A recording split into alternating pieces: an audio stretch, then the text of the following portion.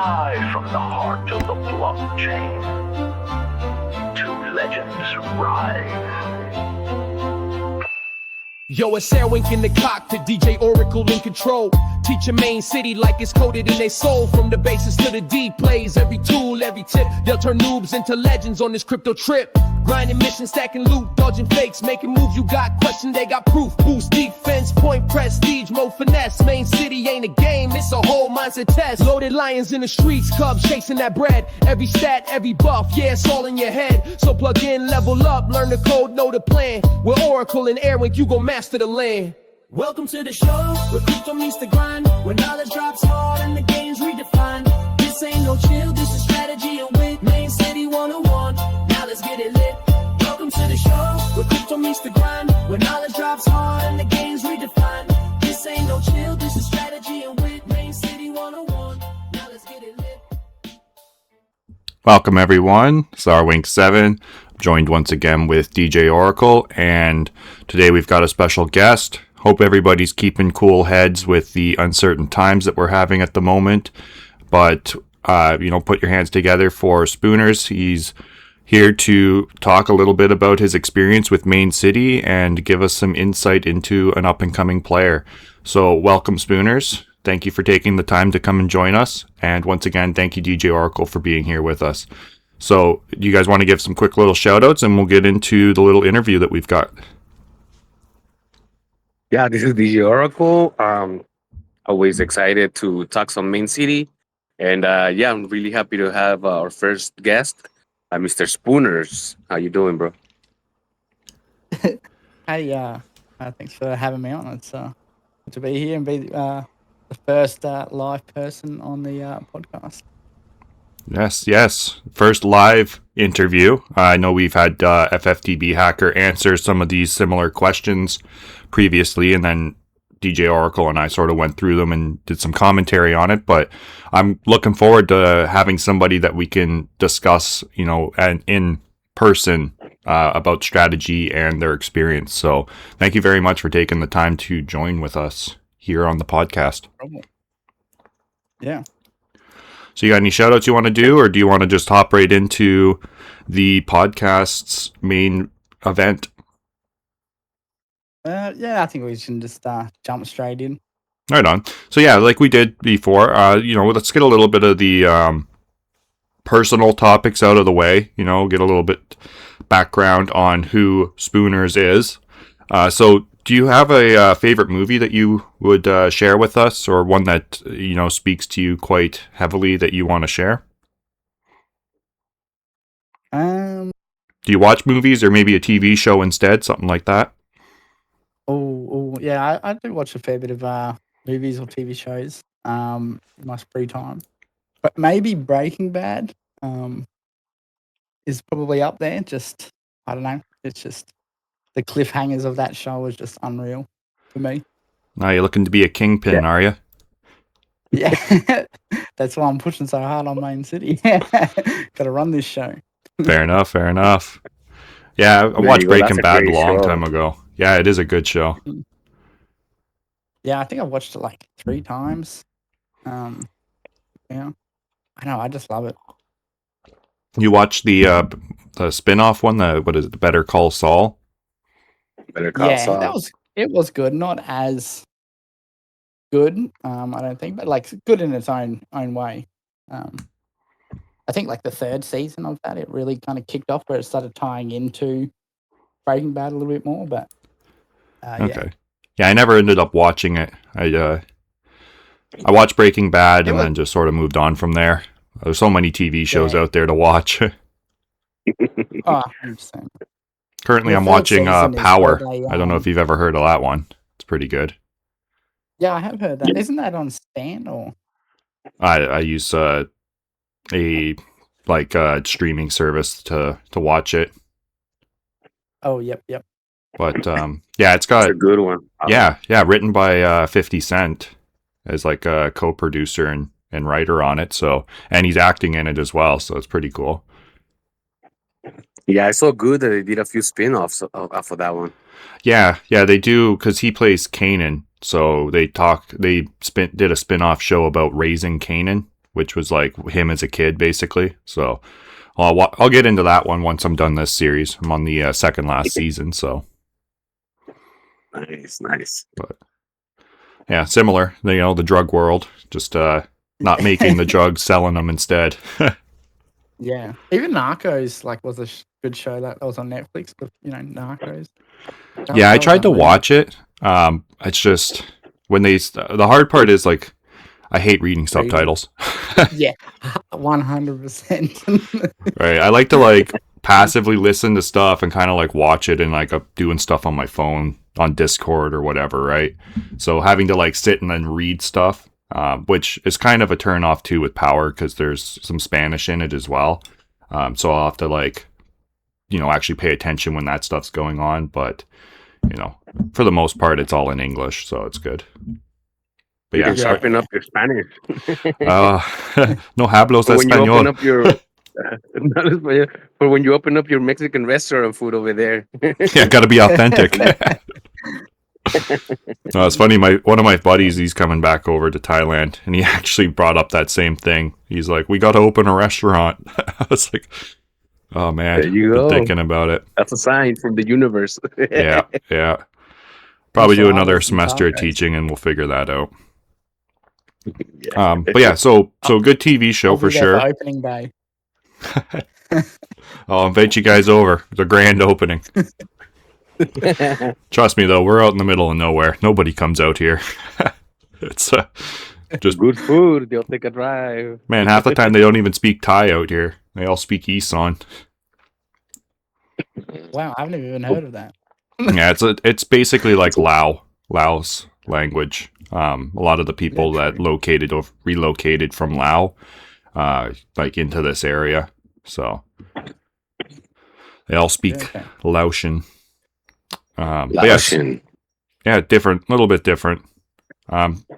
Okay, so yeah, favorite TV show / movie. You said Breaking Bad. Do you have a favorite movie you want to throw out there, or we could just move on maybe to a song and band? Pineapple Express, maybe. Pineapple That's Express. what's coming to mind at the moment. Right on. I like comedy Classic. movies. You know, and I think it's just well done. It wasn't over like corny in a sense in my eyes, but Yeah, I know I've seen it, but man, I think I saw it when I was like, oh, it's probably been like at least 15 years. Like, 'cause that's a pretty old movie. But yeah, I'll have to rewatch that one. yeah, Yeah, no, it's a it's good classic. Yeah, yeah, for sure. Yeah, I know I need to watch the Cheech and Chong movies too. I've never seen them. Me neither. No, I've never seen it. Either. What? You guys are busy now. Those are some good laughs. Oh, I know. That's what my one buddy is like, how have you not seen these? I was like, man, I hardly watch movies. I'm more of a TV show guy. But I got them in my playlist, ready to watch them. So one of these days I'll get around to it when I stop watching TV shows. Nice. So yeah, songs, bands, or even just a music genre if you want to share.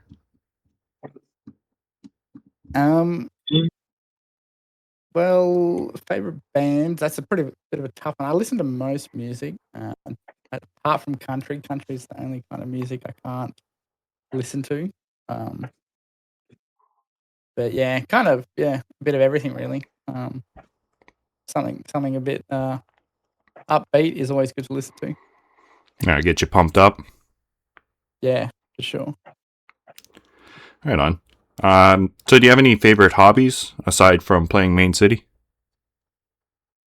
Well, between playing Mane City as a hobby, I play a lot of other games. And then I do a fair bit of mucking around with like AI stuff as well at this stage of my life. Right on. Yeah, hey, I mean, you might as well be learning it, right? It's an up and coming tool that everybody's going to be using soon enough. Yeah, that's how I kind of looked at it. I'd rather have a jump start on it, and there's two type of people that want to know about it, and the people that don't want to know about it. And I feel like if you know about it and you're ahead of everyone else, you can use it to your advantage to get yourself ahead further. Yeah, no, very true, very true. On the games, do you play like mostly PC or is it a console? What kind of game do you usually play? PC. A big mix of games. A couple first person shooters, a couple of like strategy games. Yeah, I have quite a lot of games. I think my Steam account has nearly close to 700 games. It's a couple games. Do you play mostly like games that are story based, or are you playing mostly like multiplayer stuff, fighting like PvP stuff, things like Call of Duty, Battlefield, those types of first person shooters, strategy games where you're playing against people, or do you just like to get lost in a story? Maybe like a couple of years ago, maybe 5 or 6 years ago, I was right into the PvP a lot. I've kind of somewhat grown out of it, especially like COD now. It's just too repetitive for me. Like they're just bleeding It's the the same system thing with every it. year. It's like Yeah. different $100 maps, every different. Yeah, I get it. So I switched to a lot of newer single player like story games. One that I've completed maybe 6-8 months ago, maybe a bit longer, was Atomic Heart. That was a fantastic single player game. Yeah, I played a little bit of it. I never ended up completing it because it was on the heck's it called? The Game Pass. It was on Game Pass for a bit on Xbox. So I played it and then ended up getting into something else, and then they removed it, so I never got to finish it. But it was pretty fun. It was I like that type of kind of like alternative sort of era. It's kind of like it was like BioShock kind of like PLA. Yeah, the what was the BioShock Infinite? That's what it reminded me of. The prequel of the BioShock series, like where they were up in like the sky and stuff.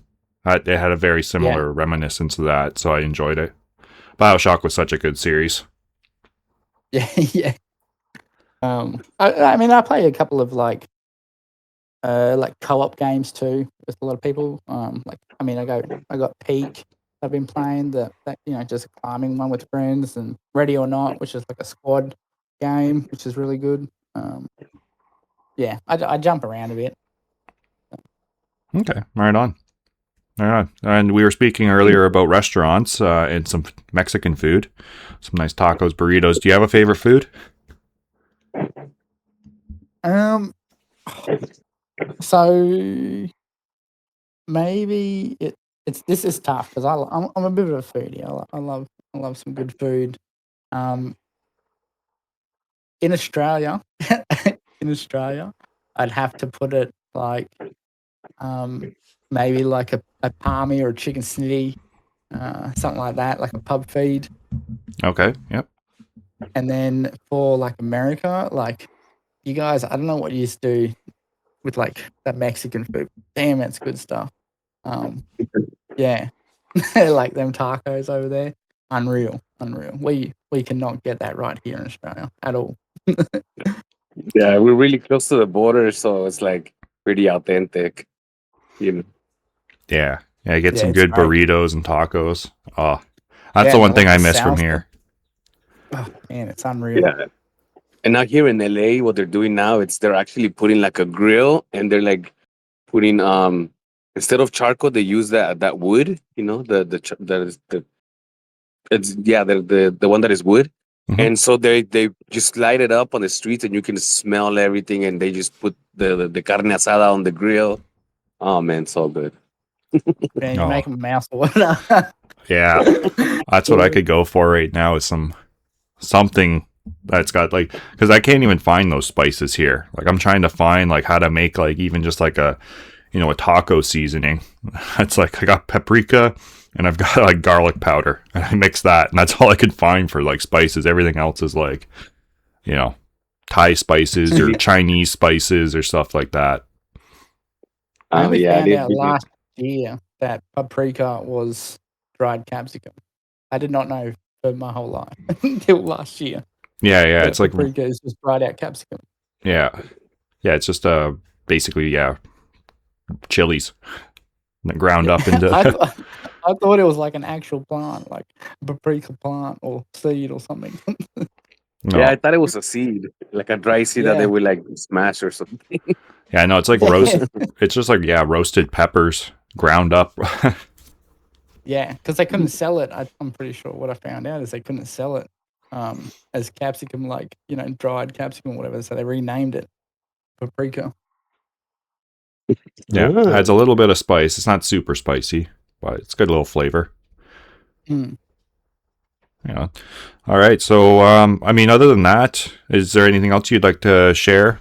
Personal details? I know we can. Or otherwise, we'll get into talking about crypto and Mane City and crypto.com and that type of stuff.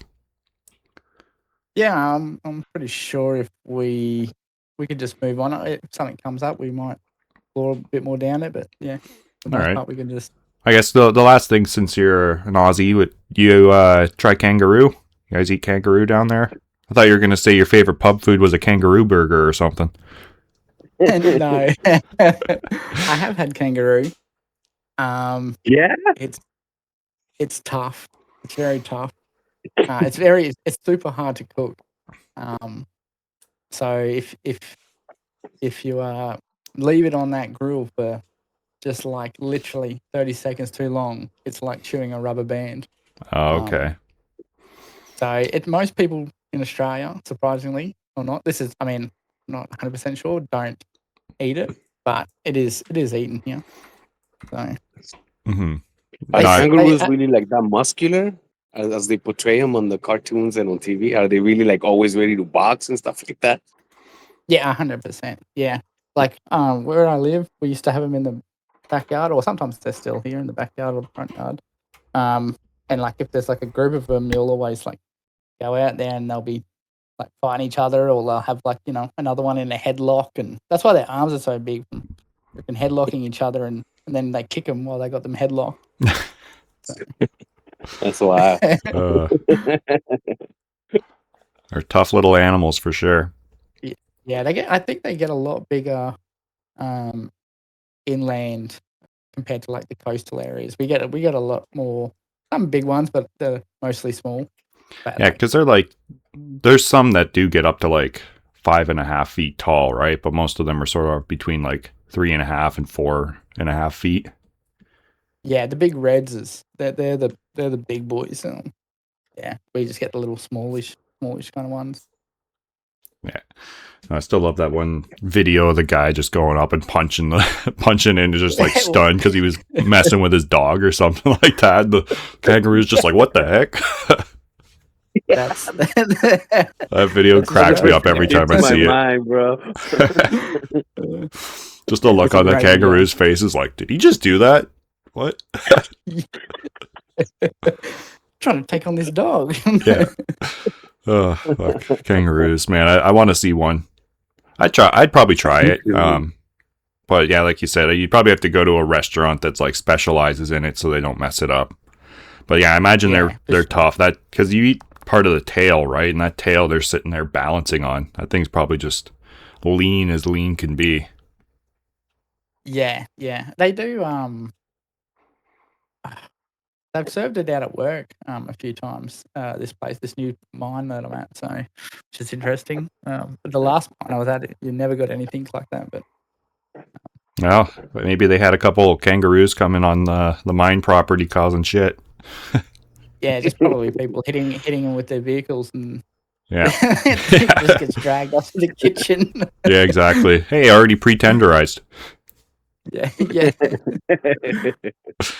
Right on. Okay, so I guess let's get into some of the crypto stuff. I imagine that's what a lot of people can relate to.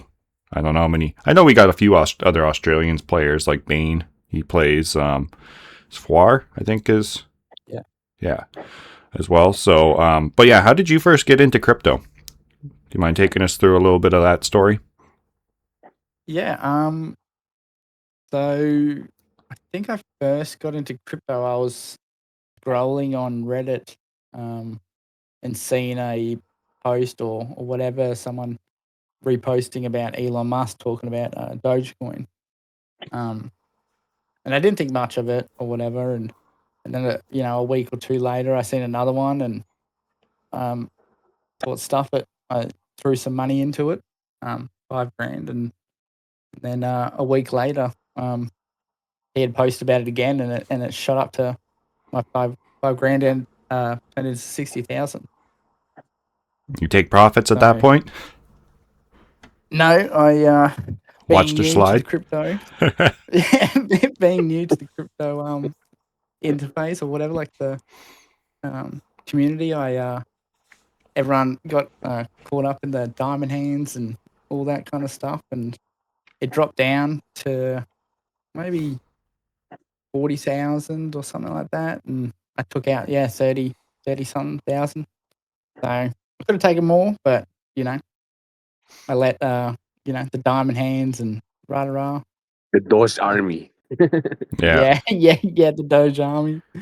So It's I mean, still, look, I still ended up in profit. I left the original 5,000 that I started with in there, and yeah, that's what got me into it. Pretty good. And then after that, I just kept buying other coins, and I started on crypto.com and seen the rewards that they were offering, and started throwing money into that and supercharging and airdropping and getting all those random coins that they hand out for staking. yeah. Well, it's like a lottery ticket, right? I mean, none of them have paid off yet, but Oh, you never know, that dollar worth of rewards for the month that you got may turn into $10. yeah. And then like they also like just logging in every day on the app, and then you get the those crates that give you Yeah, I've been saving all my diamonds. diamonds still. I was hoping they were gonna release some like Mane.City NFTs that were through there, right? I was really hoping. I know we're talking about it on the space yesterday, right? Those Cryptoverse. I know somebody brought that up. The Cryptoverse NFTs. Those were the ones that you could purchase with diamonds through the rewards center that they had. And I was hoping that we would see those get brought into Mane.City as just like a one-off. Like if you own one, you get this bonus or whatever, right? Because they had like different moles, right? The hodl mole, and there was like the one holding a diamond. There was one holding a coin. So it's like the one with the coin could have boosted your cash income. The one with the diamond would boost your diamond rate, right? Like I was thinking those would come in and it'd just be one, right? It just gives you one bonus there.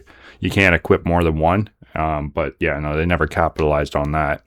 So I was just holding. I got 10,000 diamonds just sitting there. Oh wow! All right. Wow. Well, because the top you one, can still do all the crates, I guess. So, I could. I mean, you could do a lot of crates. Well, I could do a crate opening video, see if I get anything good. But yeah, you'd get a fair bit of grow, man. Because I think I think the top prize for those crates is, was it $100 or $1,000 grow? I'd have to look it up again, but yeah, there's the platinum box or something that you can yeah, get. the platinum, yeah. Yeah, I know. I've seen some people open them. You can get like, with the price range we're at right now, you can get upwards of like 20,000 crow. But I don't know. I don't really care that much. I'm just gonna hold them. Probably get a jersey. I think back in the days you could get like a jersey and stuff like that, right? With the diamonds. Yeah, they still have I don't know if you jerseys. still They can. have some stuff like signed football jerseys or soccer, right? It's UFC tickets and Yeah. I always spent it on the crates. I was never. I'd rather just take the crow. Yeah. No, I've been thinking about it, but I don't know. At this point, it's like if they end up coming out with something, once NFTs get big again, because the last time they had the NFTs available, there was a 1 of 1, and they needed 15,000 diamonds for it. And I think if I remember seeing remember it, that. yeah, I'm pretty sure it sold too. Somebody got it and sold it for like, I think it was like 15 grand or something like that. Oh wow. Oh, All right, so that's what I'm thinking is like if I can get something like that, a 1 of 1, right, be able to buy it right away and be able to flip it, or if it's used in Mane.City, like that would be even cooler. But Do you have those diamonds from just the daily login, or is that also? No, they used to. purchasing, like, you know, the They used to stuff give that you out get- one for the daily login, and then it was like 5 for buying purchase of- $100 US worth of a crypto, and then Yeah. 60. I think it was 60 for buying $500 a day. So whenever I would buy, I would just buy in $500 batches. Well, like yeah, sort of like $500 a day is what I would invest, and I'd do that like once a week or something and grab How some. many times did you invest the $500 before collecting the daily? I was pretty good at. I think I only did it once, and I was pretty good at being like, okay, make sure this goes in, because normally what I would do is I would buy the $100. I would do it in $100 increments. So I would buy $100 and get the first batch, and then I would just keep buying. Like I'd buy 5 $100 increments, because you can get better prices too if you buy in smaller like parcels. So yeah. That's what I would do. So at least then, if I forgot to claim it, it would only be $600 instead of $1,000, having to redouble down. So. Yeah. Yeah, I hated that. I didn't like that part where, if you didn't collect the daily first, you didn't get the like if you purchased, you wouldn't get them unless you had collected the daily prior. Yeah, no, it was annoying. Yeah, that happened to me a few times too. I think at some point even they would give you like an extra diamond for $20 or like $50 or something like that. Oh, yeah. true. Yeah, there was different incentives for different countries. Okay, yeah. I think, yeah. Because like even like there's still one that I can't unlock, right, to get the diamonds, and it's add a credit card, because none of the credit cards I have from Canada will let me add it to crypto.com. So, but yeah. It was cool. I'm hoping that they do bring out some more NFTs that are actually worth using, right? But yeah, I mean, honestly, with the recent developments, The vehicles on there. That'd be kind of cool. Spend 200, or even if it was 1,000, spend 1,000 diamonds and you get a random vehicle.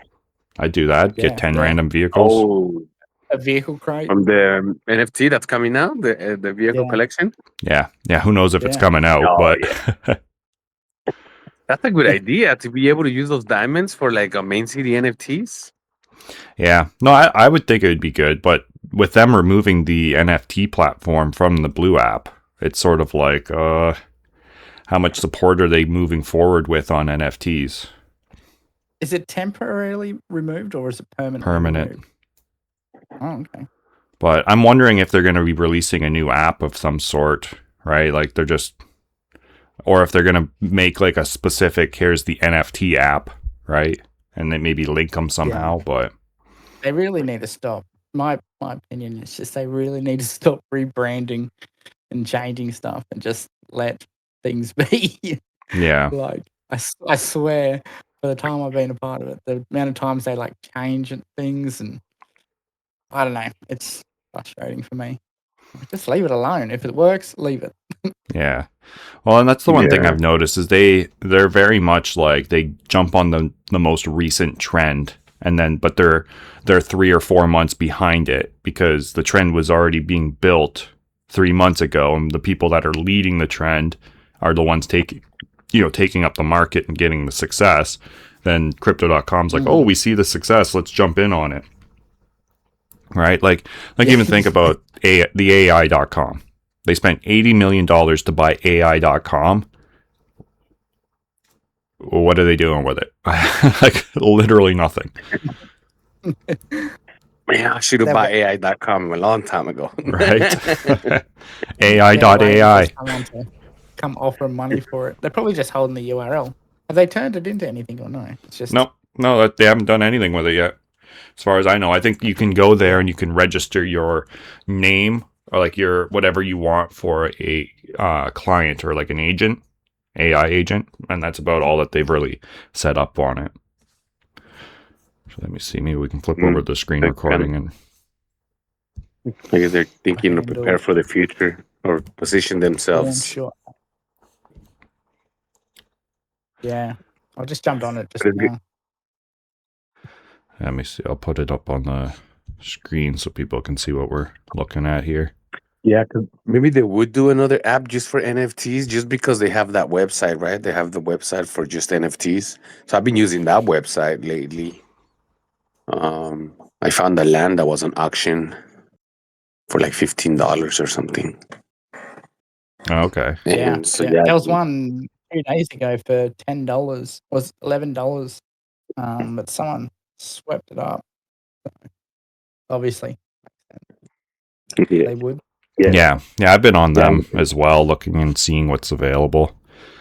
That's all we can use Well, is we the don't app. have the auctions here in Australia. We're not allowed to participate in auctions. yeah. You I know, was doing an auction, and somebody else outbid me, so I got the refund for that. And then I don't know what I was going through my NFTs to see what I probably needed. I was like, the Wolfies are too expensive, and then I saw the Syntax, and I think there was one for like $15 or something. So I'm like, I'm gonna snatch this one. So that's what I got yesterday, because I think I only had two of them. So now I got three. Oh, right on. Yeah. What were they normally priced at? Oh, what did they mint at? I think they were minting at like $60 or something. I think they were $59 or $49. Might even Yeah. been more than It's that. definitely a buying time if you yeah.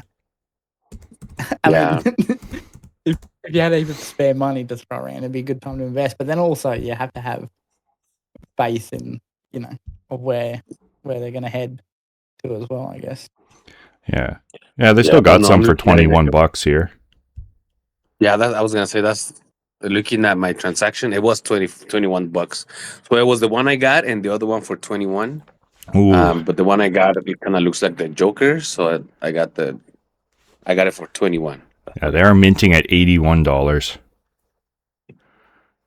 And they were pretty high Something I priced for a while. Yeah. Something I seen the other day was a Trailblazer backpack for $85. That's not a bad price. That's. I mean, I paid a fair decent amount for mine. I got 3 of them, and I paid $130 or something each. Maybe a bit more. I can't remember. But Yeah, 8 hours ago, there's $85. DJ Oracles right there. The what? The Joker? Or which Yeah, one? yeah. Sorry, I just had to find it and bring it up. Nice. Yeah. Became part of the family yesterday. Sorry about that. Sorry to cut you off do there, they Spoonerz. do they offer do they offer much for Mane.City, or I don't own any synthetics, What do synthetics they or whatever you want to call what do they provide? They because they're void factions, so I think they extend your attack. Let me just double check. Yeah. But it's only low, right? They're pretty low. So they boost For your what they bring cash, to the they reduce your debuff cost, and they increase your attack duration. Syntax. Let me But equip between it. them and the cows would increase it more than what? They all have the same Right. bonuses. Yeah, okay. So cows do furniture XP instead of cash. They reduce the cooldown and increase the debuff duration. So the cooldown, so you can attack faster and for longer with the cows, whereas the attack costs are cheaper through synthetics, and the debuff is the same. So you can increase your debuff. But they're both worth having, in my opinion. Yeah, Mind you, now that we at have, least 4 of them. oh, sorry, go DJ. I was gonna say at least 4 or 5, at least 5 of each collection, so Yeah, you can get the max, right? yeah, get 5 Percent. if you can. Right, near max at 5 of them. But one thing I would say is now I would probably favor cows if the prices are the same over the synthetics, because I mean, who buys attacks? Like You just do boss battles and you can get the attacks. So cost reduction of attacks isn't as attractive now as the cooldown reduction. I would rather attack more frequently rather than being able to buy the attacks for cheaper. And you'd want the duration as well, right? Durations on both of them, though. Yeah. And well, furniture is good because it ties into comp. Your higher furniture, that means the higher level you can get straight away prior to knocking furniture down. Yeah, what are the cows even going for now? 14, 15 bucks, I think. And the cow. Oh, okay. And the cows give more furniture experience. Yeah. As opposed to the syntax that give the cash. So that's the only other difference. One gives out the cash, and the other one is the furniture. Which furniture is pretty good, especially for blitz and competitions. That's right. Yeah. I mean, yeah. Someone could be putting one piece of furniture down and getting to level, at the start of comp and getting to level 4, and then someone with like a lot of furniture XP NFTs or avatars could be getting to level 5 or level 6. I don't know how far it goes, but you know what I mean. Mm-hmm. Makes that slight difference. Yeah, the cows are cheap. Yep. There's even a Jedi with gold hooves for 15. Wow. What's this one? And it's gone. Yeah.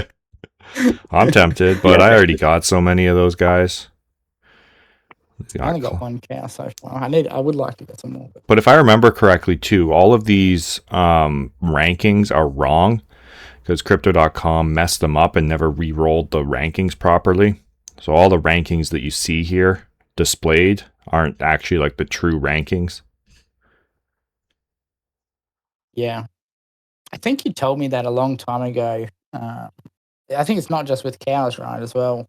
So I remember when I first started buying NFTs. No, it was primarily with the cows because they at one point they what was it? I think it was like the udders weren't in it, and there was a couple traits that were not even like on the actual NFT display. Like if we go and click, I'll just bring it up here. So like if you go and click on properties and look at them, there was things, I think it was like the udders and there was something else too. It might have been like the hooves. There was something though that was basically like they didn't even like contribute to the rarity.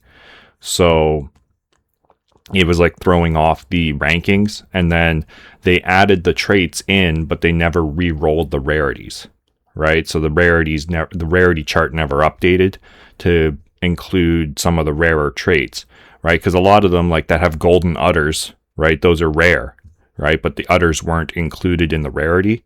So it was throwing it off because the ones with like, these rare traits, but had some common ones that were being pulled for the rarity ranking, were, super common looking, right? They were in the thousands and whatnot. Whereas they should have been, like top 200. Yeah, true. The people at the start are buying off the rank and then thinking it's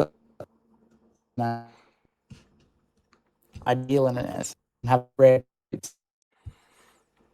Yeah, exactly. I think you're glitching out a little bit there. Hopefully it's not me.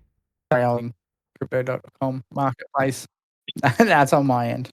Oh, okay. All right, good. But yeah. Yeah, so speaking of the NFTs, how did you get into Mane City and how did you find out about Mane City?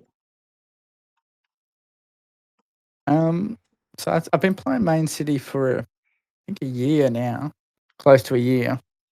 When I was in America visiting my dad, we were road tripping around and I seen the weapons boxes, NFTs. You buy them and have the chance. And Then I started digging around, doing a bit of research about the game and all that kind of stuff. And started jumping in. I brought all these weapons, and then I was like, well, sugar. Now I need to do something with them, or So then I jumped onto Mane City and got into it. So CDC or Mane City NFTs is about 99% of my collection. I have a few rogue ones that don't work with Mane City, but I mean, it's maybe 5, 6, something like that. NFTs. I mean, the Mane City use case was a very attractive reason for me to purchase these NFTs as well, right? Like, that's why I was purchasing a lot of them, investing in the game, is because there's a true use case for these NFTs, whereas, previously most of the NFTs that you would buy were like art, right? Or, Yeah, that's right. Yeah. a part I of like a dodged community. NFTs. What's that? Yeah, I dodged NFTs for years, due to the fact I just didn't understand it. Like I was like, obviously I was like, why am I paying for a picture? I can screenshot it, blah blah blah.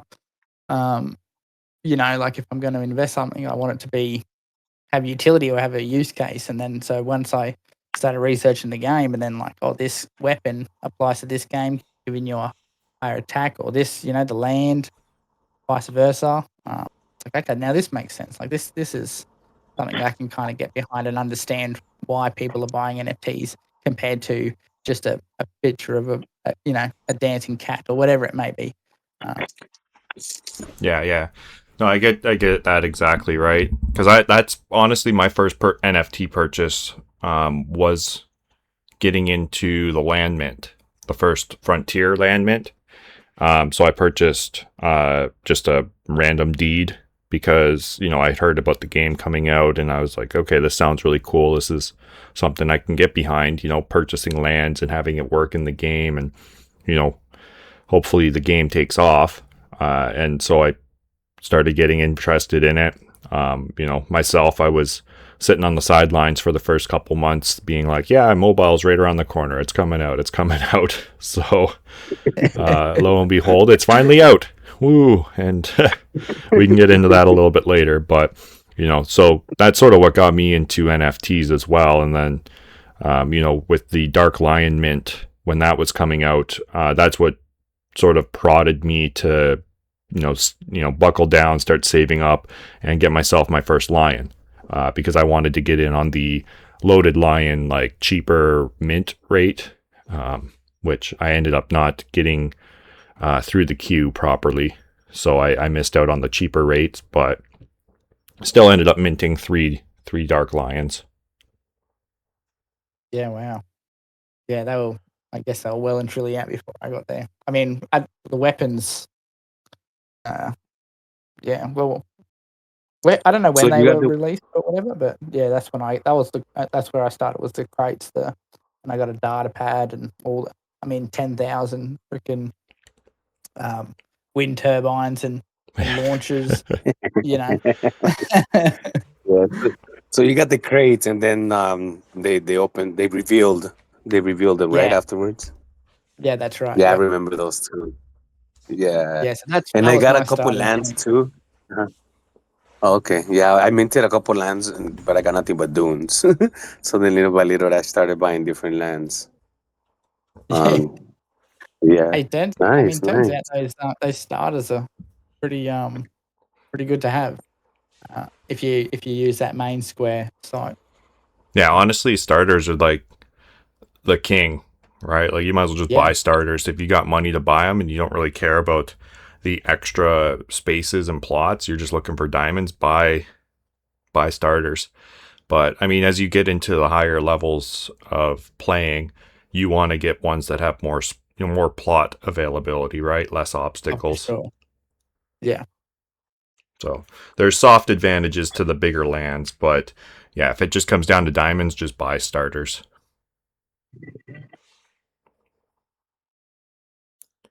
But Yeah, especially right now that they're at these prices. yes, yeah. No, now's I definitely, if think you believe in the long term vision of the game and the team, now's the time to be picking up if you can. Like, not expensive at all. I mean, most of these lands were minted at $40, so they're like 1/4 the price at the moment. yeah. I think most of mine were the starters at least were 20 that I paid was 20 something, 20, yeah, 20 to 25 in between around there. I paid just for the starters. Dude, I still Most have a people. fucking notification set for First Frontier lands to drop below $50. It triggers every time a new land is like listed. I need to get rid of my notifications because back then it was like, I mean, we minted at $80. I think that was the open tier one that I minted at $79 for my Dune, and now they're $12. Yeah, yeah. Yeah, I mean, they're rough. they bought They're a lot of. mainly sticking around 13 there. You got a few cheap ones, but they're mostly around that $15 mark, I would say. Yeah, I need to get some that are. That would be nice. I just need to find some extra cash, but honestly, like I'm just at this point, I'm so heavy in Mane City NFTs. I'm just kind of avoiding investing anymore until there's some certainty. But I know that this is the time to be investing is when there isn't certainty, right? If you're looking to make money, because we could easily go from $15 to 30 again once the population But starts to play. what happens before every competition? Oh, that's You true. just look at the prices of things prior to every competition, and things go up. Especially the So, World Series, which Oh is right yeah, the around the World corner Series, too. yeah. That World if they Series is if going to be a they big one. if they release a decent prize pool and it's big, I'm just spitballing 300,000. Like, the NFT market it's gonna go right up in value. Yeah. The thing I'm worried about though is a lot of people are just don't care anymore, right? With how bad they botched the drop of the mobile version, right? Everybody was excited to be able to play the game on the go, and then it's like it's not what we all asked for. I get that there's legal loopholes or legal hoops they need to jump through to make things available on the market, the like the Play Store and whatnot. But still, I just find that they overpromised and kind of underdelivered on this one for us, and now it's been radio silence. So maybe we'll get into that in a moment.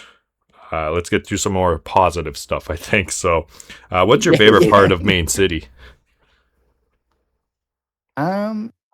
Honestly, like the community.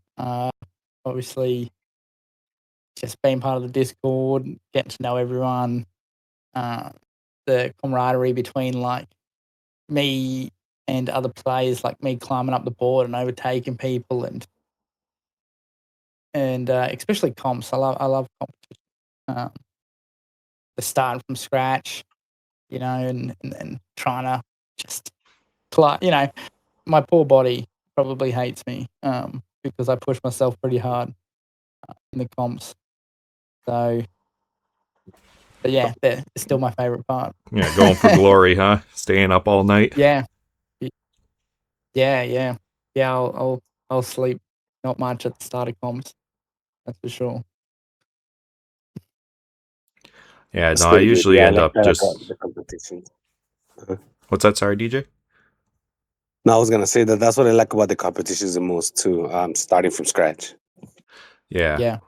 Well, and I also like that. That's when you see the community come alive again, right? Like when there's no comp on, like you're barely able to even get enough people to look for cubs, right? It's like dead.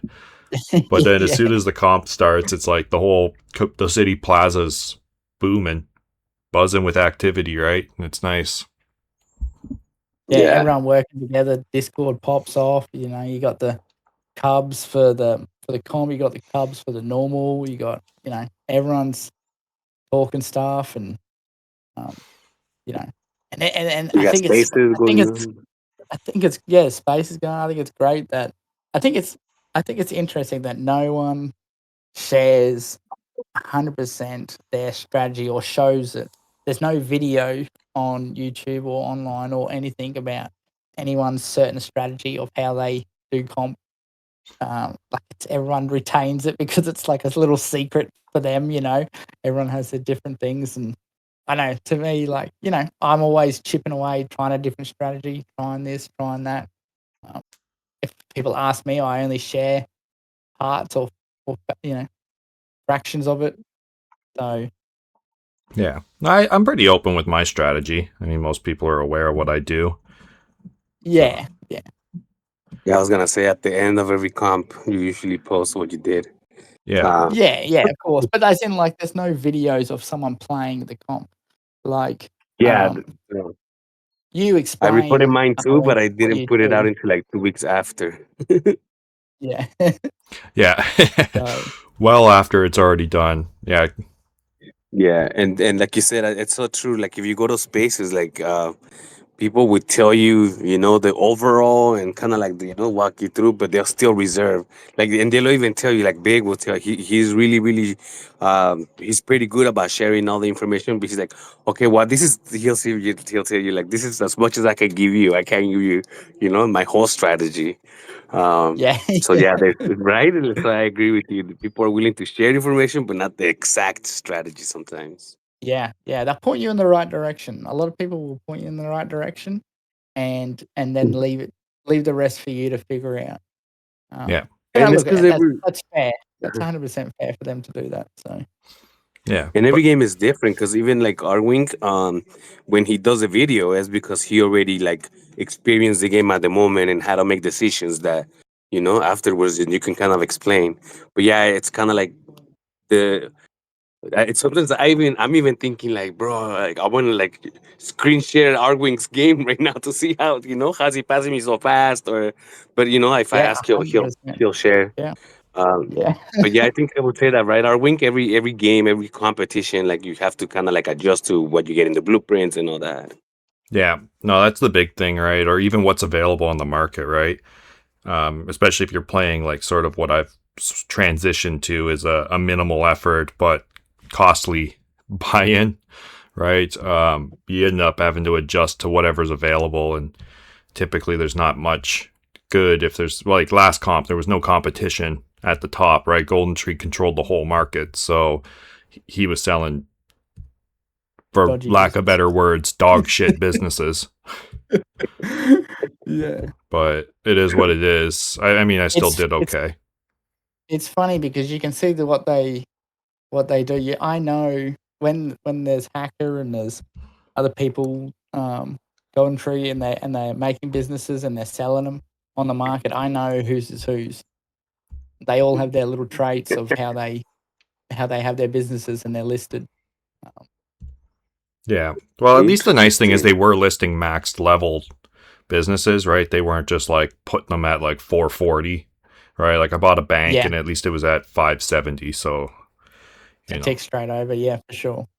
Yeah, I didn't like that the Yeah. previous comp when hackers. I called him out on it.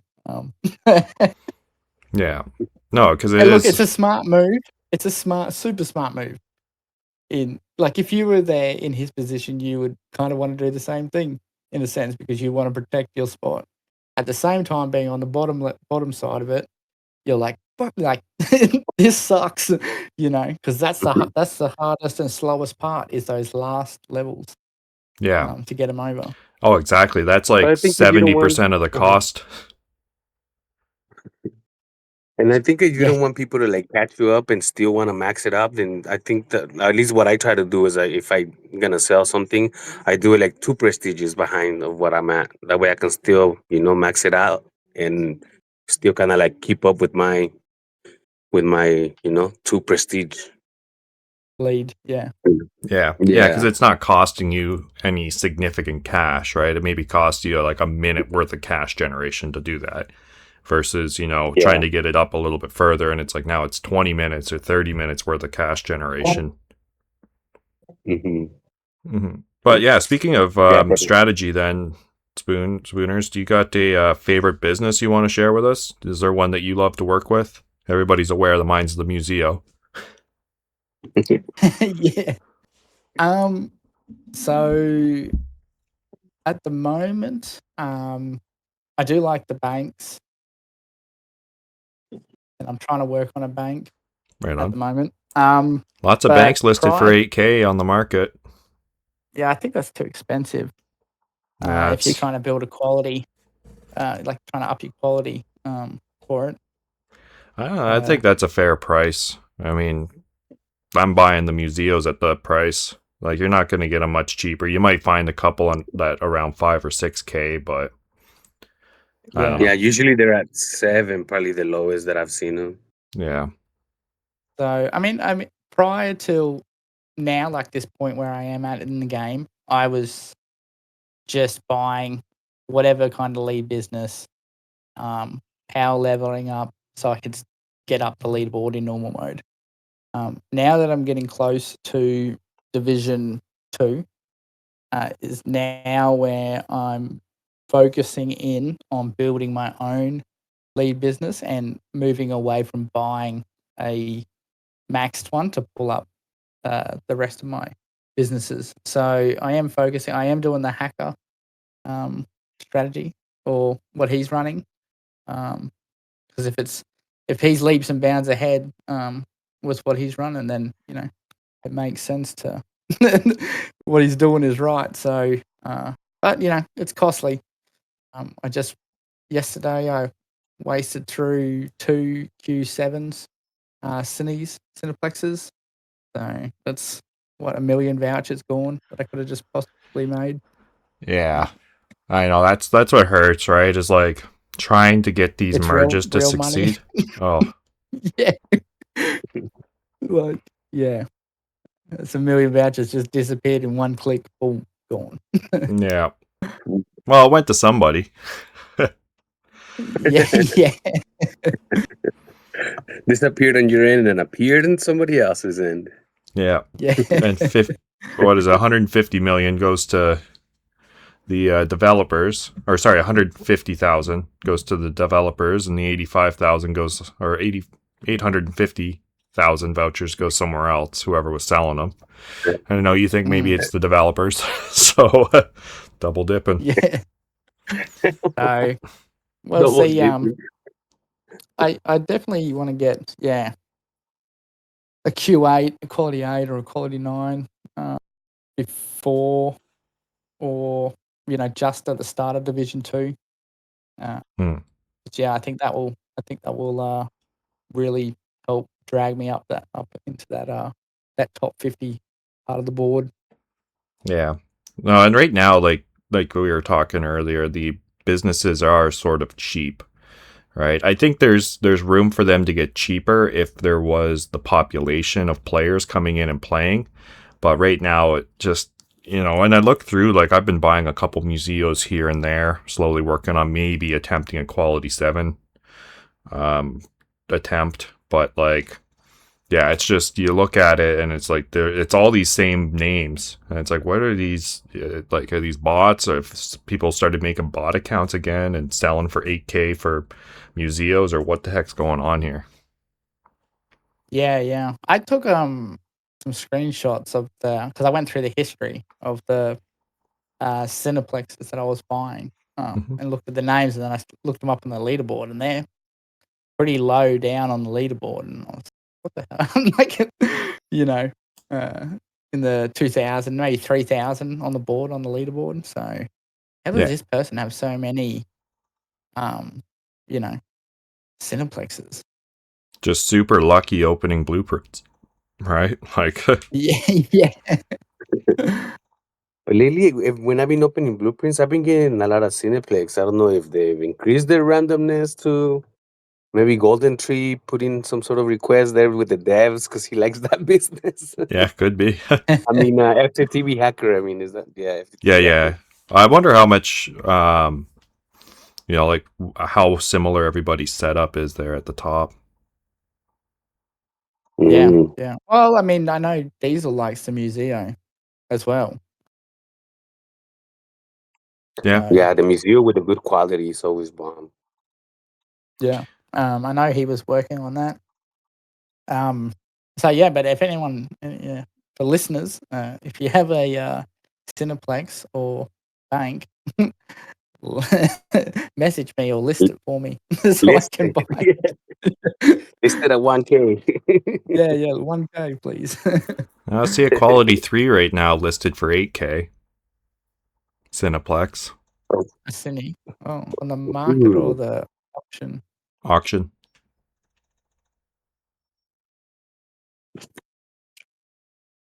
Oh, for 8K, yeah. Yeah, right.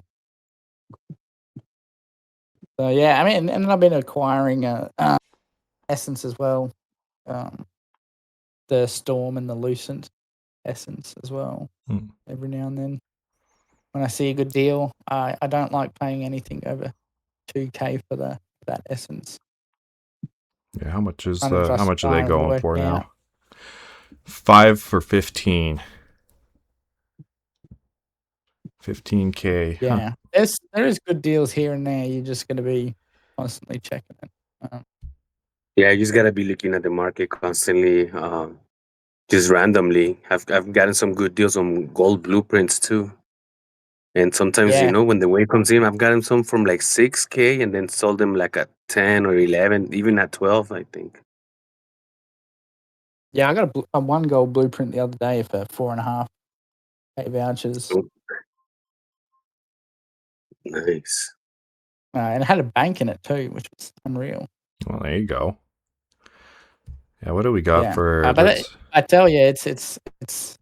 I thought I had a fair few, banks and cinnies, and oof, yeah. As soon as you try and start going past 747, they disappear pretty quick.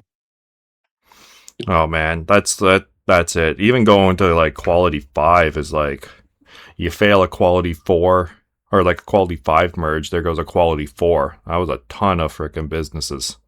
Right? And then you fail a quality Yeah. 6 merge, you lose a quality 5 and it's just like, wow, I hate my life. Like Yeah, yeah.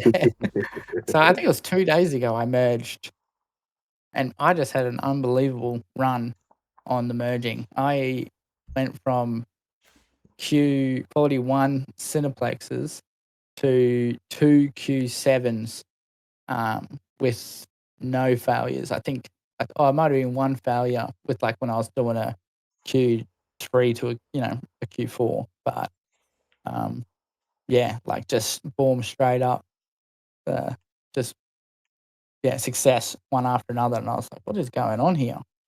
You were It having a wasn't until hot I switched hand. to the banks afterwards that I had 2 losses in a row with just like quality 2s and stuff like that. And I was like, all right, and I just stopped there, and just stopped merging for a while. Yeah, I was gonna say after that first run you had, it was good to go do some expeditions or something, get off the workshop for a couple of hours, and then let Yeah, the gods of the odd reset. yeah. I Because mean, when you're like in a hot streak, you're about to be failing soon. I've been wanting to merge for so long. I've been stacking businesses, every type of business for ages, holding off to merging until the end, until I hit the 289. So, my inventory, I think before I started merging was 2,600 and something businesses in my inventory. Wow, that's a lot. Yeah, yeah. So I'm No, now that's down good. to 2,156 businesses. So And where you ended up with a whole good quality, a good amount of high quality businesses, though. yeah. Well, yeah, I got the Q7 Cineplex at the moment, like quality 6 bank at the moment, and then I like a lot of quality 5 stuff. yeah, Yeah. quality 6 Except And bank once you is start still seeing good. those quality yeah, six yeah. bank, Yeah. But I don't want to imbue anything until I get the quality I want. That's why. Like, yeah, I otherwise in the long run, it's just going to cost me more diamonds. Yeah, I kind of wish like I would imbue right now if merging imbued businesses increase the chance of success. Right? So you're paying that extra little bit oh, of diamonds and imbuing them and then it's like, your 65% merged chance on like a quality, what is it? 7, right? Or quality 8, whatever it is. I think it's quality 7 65. Anyways, right? If it bumped it up to like 75. right? So you just get that little bit of an extra increase, right? So if you're if you had 2 imbued quality ones, it's 100% merge rate, right? Instead of the 90% that it's at right now. Yeah, That for would sure. definitely make it. Yeah, that would definitely make it a lot um, more appealing to have to imbue Yeah, because before it's merging. fucking 50 I would like million that. to imbue it for the first, and Yeah, five essence stones. So, bumping it up 10% would be nice, right? I would like the option to undo the imbuing, because there's plenty of times I see a business and I'm like, And it just it's doesn't something. sell because it's It's imbued. not the. Yes. Well, it's not the imbuement I want. Um, it could be the business I want, but it's not the element I want on it. I could have something similar that's imbued that I want to merge with it, but it's not going to be compatible. Yeah. Yeah, I know what you mean. So, yeah, just to take, even if it cost me diamonds to like remove it, like it would be fine. Like I know. just so I could put it onto something or merge it with something, or to what I'm wanting to do with it. Yeah. No, it'd be nice to be able to reverse it or do anything to change imbuement, or I don't know. There's a lot of work I still. say that, but at the same time, I think I think Essence is still new, and a lot of people haven't messed around with it, obviously because of the diamond cost. But in my mind, I see the market uh, mostly saturated with businesses that are got Essence on it off the bat. Yeah. No, I've seen a lot of and quality one as well, right? People put essences on it and then list it. And it's like, oh, do you think you're adding value to it? Like it's like prestige 2, quality 1, and element level 1. Nobody wants this. Yeah, yeah. Right. If anything, somebody Especially wanted if it to it's an merge. element you want. What's that, DJ? No, I was gonna say, especially like Spooner say, especially if it's not the element you want, if you have your home region from somewhere else, that's pretty much the element you're gonna want to use. Yeah. Yeah, exactly. Right. So now you're, having to deal with, or it's just going to sit on the market. Nobody's going to buy it. Most Yeah. people are not going to Especially if buy it's it. a legendary or lead business that you want to work on. Yeah. You're not going to have a lead. Most people, don't know, but most people I feel like don't have a legendary or lead business on each region. It's just on the one region and then, businesses on the rest. So if you've stuck with Crimson and then someone's got a lead business for sale, a legendary that's on Sapphire, like that's no good to me. Why would I buy that? I could buy it to flip it potentially. Yeah, But level it up and increase its quality. But if it's a quality 1, right, and you want to get it to yeah, quality 3, like you're going to have to spend an extra yeah, 10 or 100 million diamonds just to increase it to quality 3 if you have no failures. that's right. Yeah, I wouldn't even. If I had seen that like in a scenario, I wouldn't increase the quality. I would just increase the level on it, or if it was not at 289 or whatever, I bring it up to 289 and then just relist it. Yeah. Um, Yeah, just that's all it's really Yes. worth, right? And at least then, right, the nice thing about that is if somebody does buy it at max 289 and they've got a lot of diamonds sitting around and those essence stones, then even though it's not a higher quality, they can increase the element level on it up to 8. Element level 8's a pretty good stopping point because that's, you're not at that 5 billion spend and then you're not worrying about the 12 billion, but you're still getting a significant portion of the bonuses.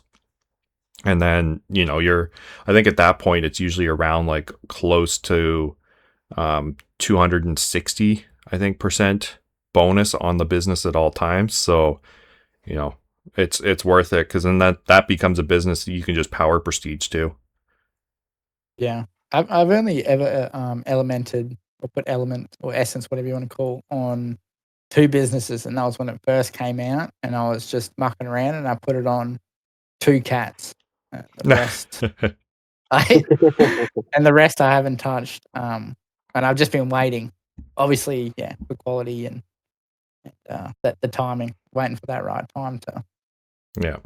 do it. So Right on. Because it works out 2,600 and something essence per business to get it to essence 10. Yeah, because it's 12 for the last one. Yeah, it's something like Yeah. close to like 24 or 20. What would you say it was? Sorry? Yeah, I added it up. Yeah, it's 2,600 and something. I added it up the other day. Yeah, 26 billion or something. No, not Oh, you're talking the the essence. essence stones. Yeah, Yeah, I got it. yeah, for the actual stones. So Let me check here. I do have it all calculated out.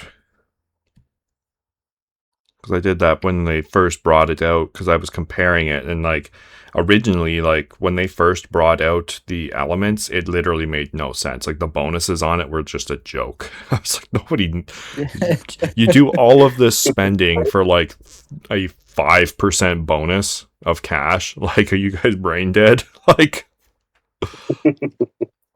let's see. So, yeah, you need total 2,730 essences and 26.65 billion diamonds to get to the top prestige or top element.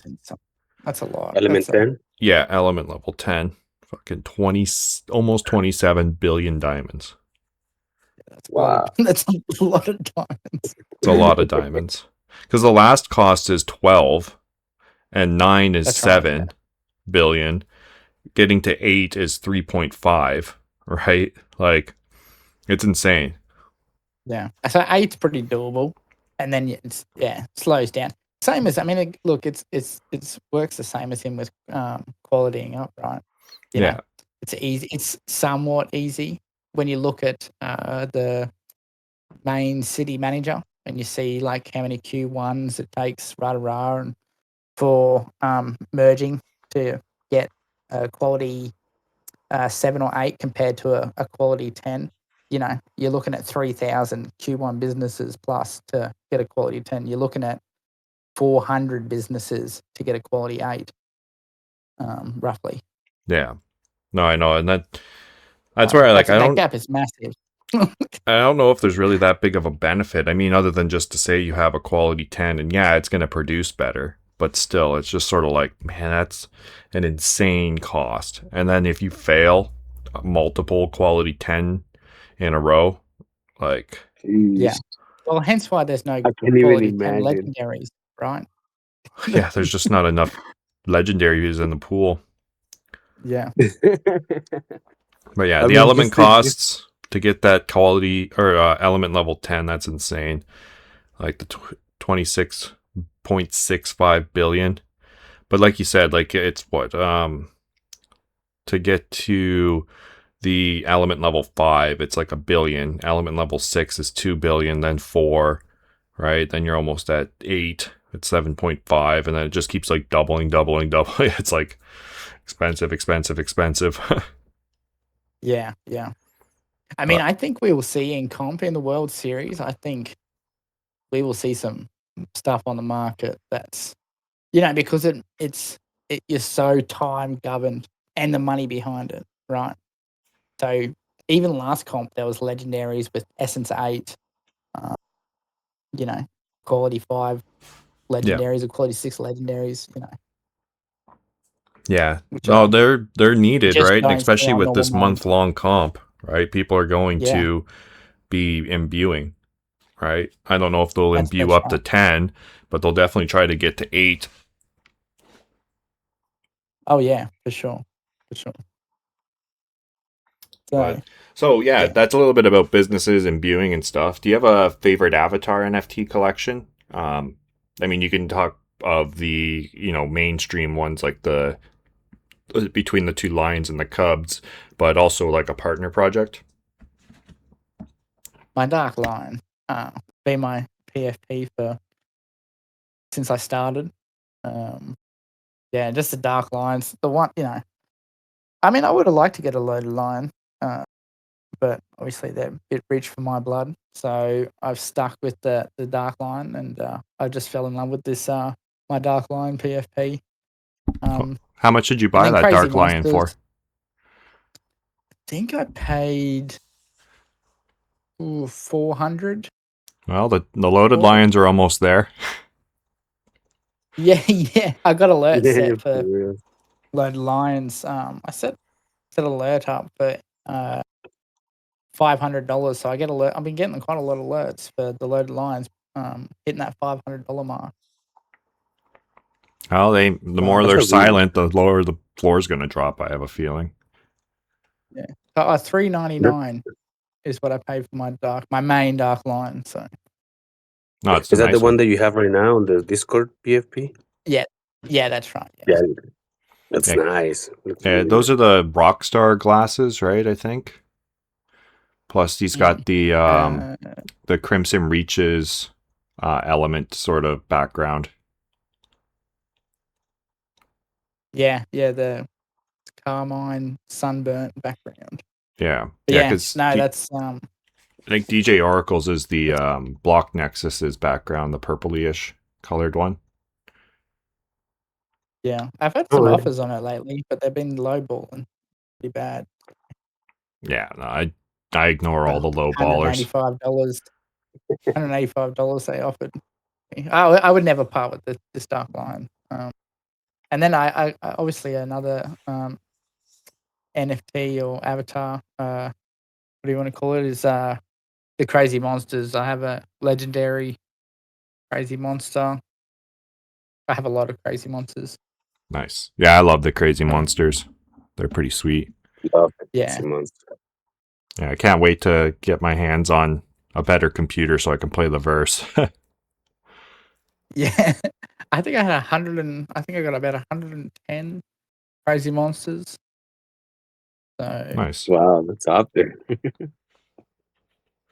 Yeah, yeah, I was pushing. I mean, it's your fault, DJ Oracle, because I seen your post on X ages ago, talking about how you were buying some. I don't know, I can't remember exactly what it was.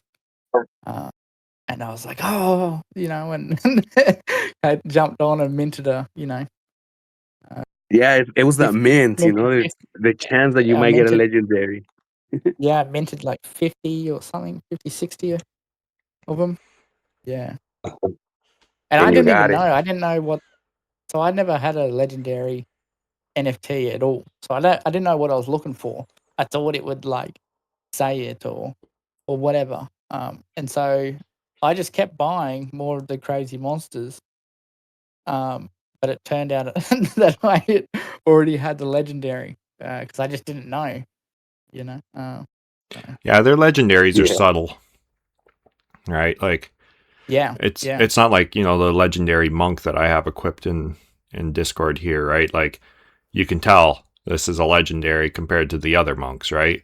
But unless you know what you're looking for on their legendaries, like they're very subtle. Like you get the different necklace, the different rings, the crowns, and the auras are sort of like what. Or Yeah, but the big thing is their skin, right? The skin change. So there's only like one diamond, one gold, and one silver of each family skin. that's right. Yeah. Yeah. So because I seen it, because I got the one with the diamond skin. I seen it. It's like, I think this is legendary, and I'm like, and I just mucking around or whatever. I asked AI, I'm like, is this a legendary? It's like, no, that's not a legendary. And I was like, oh fuck, like, radio, keep going, I guess. And but Yeah. I mean, like, I didn't like. Obviously, I don't know why. I just must have had a brain fart at the time. I just didn't bother checking the stats either. Like, the traits to see how many of the diamond skins there are. And Nice. So you're a diamond that skin would have told donor me as straight well. away. I got myself a diamond. Yeah. Not that I minted it. I had to buy it. I'm pretty sure I sent you a video. I mean, not a video, a picture of it. RWINK. Yeah. I know. The only one I really remember was Fuar minting the one because I know that's the one JK wanted. Number one. Yeah. Yeah. It's sick. It's a nice one. Yeah. I like mine. I It think she's 9, ranked 9 or 10 or something like that. Yeah. I think I'm 7. Nice. Remember exactly. But yeah, there's potential for them. Is it the verse coming around when that's out and having the arcanes? Like that's why I kind of doubled down with the crazy monsters. You got any OGs? No, I don't own any of the OGs. Okay. I mean, obviously, I'm tied pretty heavy into actually Mane.City, and then having one that can be combined on both. That's why I dipped in heavy. Yeah. The crazy monsters. I got rank 1 for their OG class, like NFT. I bought that. Really? Oh wow. Yeah, I bought that back probably a year ago. Somebody hopped into the Discord that was selling it. And so I told them to DM me if they are interested in selling it. And I think they wanted like at that time, Crow was sitting around like 20 cents or something. They wanted like 1,500 Crow. And I talked them down, I think, to like 800, something like that. So Another thing for the crazy monsters too is another reason why I doubled down is they had the mint out rewards for the certain numbers of the Yeah. crazy monsters. Once the mint was done, they had like you could have a custom, you could have a tools for Mane.City, Yep. that as well. So that was I know. another. Somebody listed on the floor 120 Crow. Somebody listed one that had a custom, so I sniped that. Oh, nice. Yeah, lucky you picked that Yeah, one I up. went through the list. Searching on the on the market and like typing in each number that had something tied to it, and I grabbed 2 of them that were quite cheap that had I don't know tool kits or something. I can't remember what it was. Yeah, Yeah. I got one with a First Frontier land, and another one that had a 2 tool bundle, and another one that has a custom. So I bought those 3 on the secondary once things started getting listed. But yeah, so definitely worth keeping an eye out for those. And I am looking forward to the progress. Like they're definitely one of my favorite projects in Mane.City. Because they're building like true infrastructure that's required, and like the game and everything that's going on with them, like they're actually building. And JK is awesome. JK, he's an awesome guy. He's just Yeah. And Great. they keep I've had they keep plenty of building. chats with him. Uh-huh. Sorry. No, I was just gonna say that they keep build. Not only do they keep building, but they keep like sending messages pretty much once a day. They keep doing spaces once a week. So that's another thing that is the communication really matters, and the communication in the Crazy Monsters is top notch. Yeah. And like he was mentioning in the space, 100%. keep your eyes out for their Quill Syndicate that's coming out soon. That's it's going to be an interesting collection with founder status for the verse. Yeah, so yeah, for sure. Yeah, because I talked to JK a lot about obviously communications and projects, and like how important it is to just like stay just posting something, just like relaying anything back, any sort of like it is so fundamentally important. and that's why the silence is driving him have- crazy too with the Loaded Lions. Like Yeah. driving us all Even a crazy, good I warning think. matters. Even how you Lions doing matters. Yeah. Anything. Any post would be nice at this point. But their Discord or their X account is so silent. And anything I see that's being posted is like branding or like promotion for this OG.com stuff. I'm just like, I don't give a shit about this. What is going on with the Loaded Lions? Yeah. But yeah, I okay. seen Shane online this morning. I messaged him. Yeah, he's in nothing back Canada, anyways, I'm but pretty sure. So I think he's a Canadian out there on the West Coast by DJ Oracle. Yeah, I think so. I think he's around here. Yeah. On the West Coast. Okay, one more question about businesses. Do you have a favorite business skin?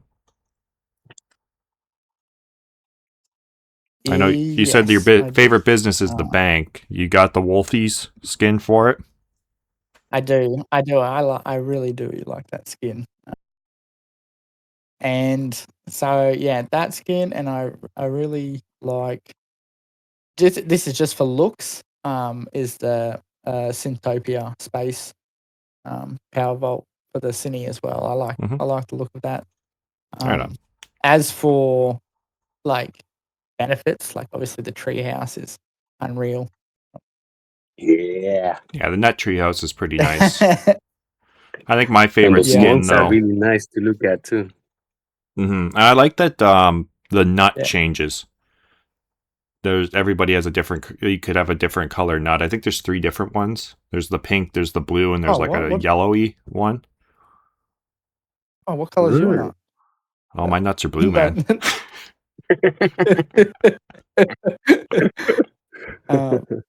You'd probably see a doctor. I'm just kidding. That's why I said. But no, mine is actually blue though. Oh, really? Wow, man, yeah, I got pink ones. Yeah, I think my girlfriend's is pink, and then I'm pretty sure there's a yellow one available. Yeah. Another one is the main embassy skin from the referral. I think that's nice. Yeah, it's a pretty cool one. It's an interesting with the I lion know, and there's a statues lot. at the back and Do stuff. you have one? Yeah. Do you have one There's of a lot those of yet? good Yeah, Spoonerz is a main top embassy top skin. recruiter. Yeah. I got it Yeah, you probably got, huh? Yeah. pretty early on. So Yeah. Nice. I gotta get my recruiting on. I gotta get on it with the recruits. Yeah, you know. Yeah. It took a little bit of time, but eventually. A little time and I effort. got it faster than RWINK, which is surprising. So I wouldn't be playing. I wouldn't be where I am at in this game if it wasn't for RWINK. So Yeah, I'd still be there's going ways to along get it with- without having to work too hard. I'm glad I got mine finally. Fully through referrals. There was a few people that stopped at 14, and I'm just like, man, I just wish I could message you in game and be like, bitch, just level up a little more. Come on. Don't One be more lazy. level, You're one more almost level. there. You're almost there. And I then think you'll never hear I from do me like that again. one. Yeah, I think I like that one because it's not many people have that either. Yeah, no, Like, it's I would say roughly 90% of, or maybe 80% of people don't have that skin. You know what really surprises me Yeah, that's is true. that we have multiple skins for the Pride records, right? Like we have Crypto Ocean's Pride record. We have the 2 from the summer, right? Or is there just the one that's from the summer? But we still have no arcade. Yeah, we need an arcade. I think they're waiting for me to take rank 1 or win the World Series, Maybe. so I can get my There you custom. It's go. going to be an arcade with a big spoon on it. So Yeah, because we got the big spoon. yeah. You smoking something there? Some crack on that spoon? Our kid, you gotta get ready to have fun. Psychedelics or something. Yeah. You can eat some mushrooms with that spoon. Yeah, there you go.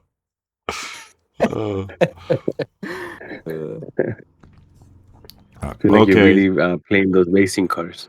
What about you, DJ? What's your favorite skin? We'll complete her here. I would probably say the treehouse. The treehouse and the one for the museum. I think mine's the dojo. I love the look of the LL Sports. You know, I like my LL Sport with God, but I do Yeah, like that the is that is an dojos. awesome one. Just look so chill, and I've always been a fan The of like bonsai the trees and- Eastern Asian sort of aspect of like the buildings. Right, looks cool. Like that's the only one I'm actually tempted to buy. Right, like I don't buy the skins, but the only skin that I'm actually tempted to buy is the Flaming Horse Palace, just because I think it would match really well with the dojo, since they pair up anyways as business combos. But I just won't pull the trigger. I refuse to pull the trigger on it. So I've The been one for the gym, You right? got The last Yeah. gaming horse. the last video I looked at, you had 16 million vouchers. I'm sure you can spend it's not about 50K being able to vouchers. spend it, it's about the principle of the matter. And I said at the very start when they switched from NFT unlockable skins to partner skins that you had to buy, I said I will not buy a single skin now. And I'm not going back on that until they go back on the stupidity of having partner skins that the people that are part of the community owning the NFTs have to purchase, right? Like, think about it. You own Synthtopia Synthetics, but you still have to buy their partner skin. I do not agree with that. Same with the Wolfies. You own Wolfies, but you have to buy their Wolfie skin. I just don't like it. I don't Yeah, agree with it. And so it's just about principles. It's not about me not being able to afford it. It just strictly comes down to I voiced that concern and discontent with it at the start, and I'm not going back on my word. Yeah, that's fair. that's the principle. Yeah, it's the principle of the matter. If they want to gift them to me, by all means, I'll take the gift. But as of right now, I refuse to buy them and support that type of activity. Mind you, yes, okay. Yeah. The seasonal ones, The bunny I could bling. argue. The bunny bling. Yeah, like the seasonal ones and whatnot, I could argue that it's supporting the game and it's not part of the partnerships, right? But it's still just sort of like I just not doing it right now. I haven't brought any of the skins for a while. Like, I think I was down to, it was just the Apex one that I hadn't had. But now obviously there's the Hackers Cineplex. I don't have that. I don't have the Imperial Lounge. I don't have the Bunny Bling. I don't have the Crypto Ocean Gym and the Super Base Supply Base 3. I don't have that either. So Yeah. but if Well- I've got something that's already a higher skin bonus, I'm not going to buy it for a lower skin bonus. So Yeah, I was gonna say the Syntopia is the one that still gives a 4.5%, and it's yeah, that's right. 75K, just I 25K think more. the Bunny Bling does give me a higher bonus for the Cool Cats, I think. Oh yeah, than for the 2.5. crypto, than the crypto diamonds one. Hmm. Yeah, because it's Diamond. only 2%. So, Yeah, 2 and verse 2.5, right? yeah, so Hmm. and there's no point for me to get the Apex because it doesn't. I'm not Using it. So. yeah, exactly. So for me, yeah, there's no point. Yeah, no, it's strictly for aesthetics, right? And like that's where like if they brought out an actual like utility in game besides just boosting your income, right? Like I know people were hypothesizing it's like, hey, you need to own the Apex Lion skin to be able to start mining Lion token through the game and stuff like that, right? And then it's like, okay, I would invest some crow into buying that for the payout of Lion token, whether it's through expeditions or whatever methodology that they distribute it, right? Like things like that would make sense to then purchase the skins, right? Because it's unlocking extra utility and features within the game. But for an extra, 10% on my Apex that's sitting at D0, like, I'm okay. Yeah. Yeah, exactly. But yeah, so what are your thoughts on the progression of the roadmap? I know you're a little bit newer to the game anyways. So, you came in, but there was a lot of hype, I think, when you were coming in on the roadmap and what was going on, especially with the expeditions and stuff coming out. Do you think they've been executing to your anticipation or your expectations, or do you think they're falling a little bit behind? I think everyone agrees they're falling behind. But I mean, to a certain degree, it is stock standard of a lot of companies or places and what they plan to deliver and then what actually gets delivered or the timing of when, they come forward with the delivery. It varies a lot. There's no one's ever really constantly on time. Yeah. Especially, they have a small dev team, as far as I'm aware. So, yeah, there's a lot of things I think they could too, do. like, I don't know if you share the same opinion, but I think a lot of the roadmap, they had laid it out with the anticipation of the crypto market doing a lot better than it is right now.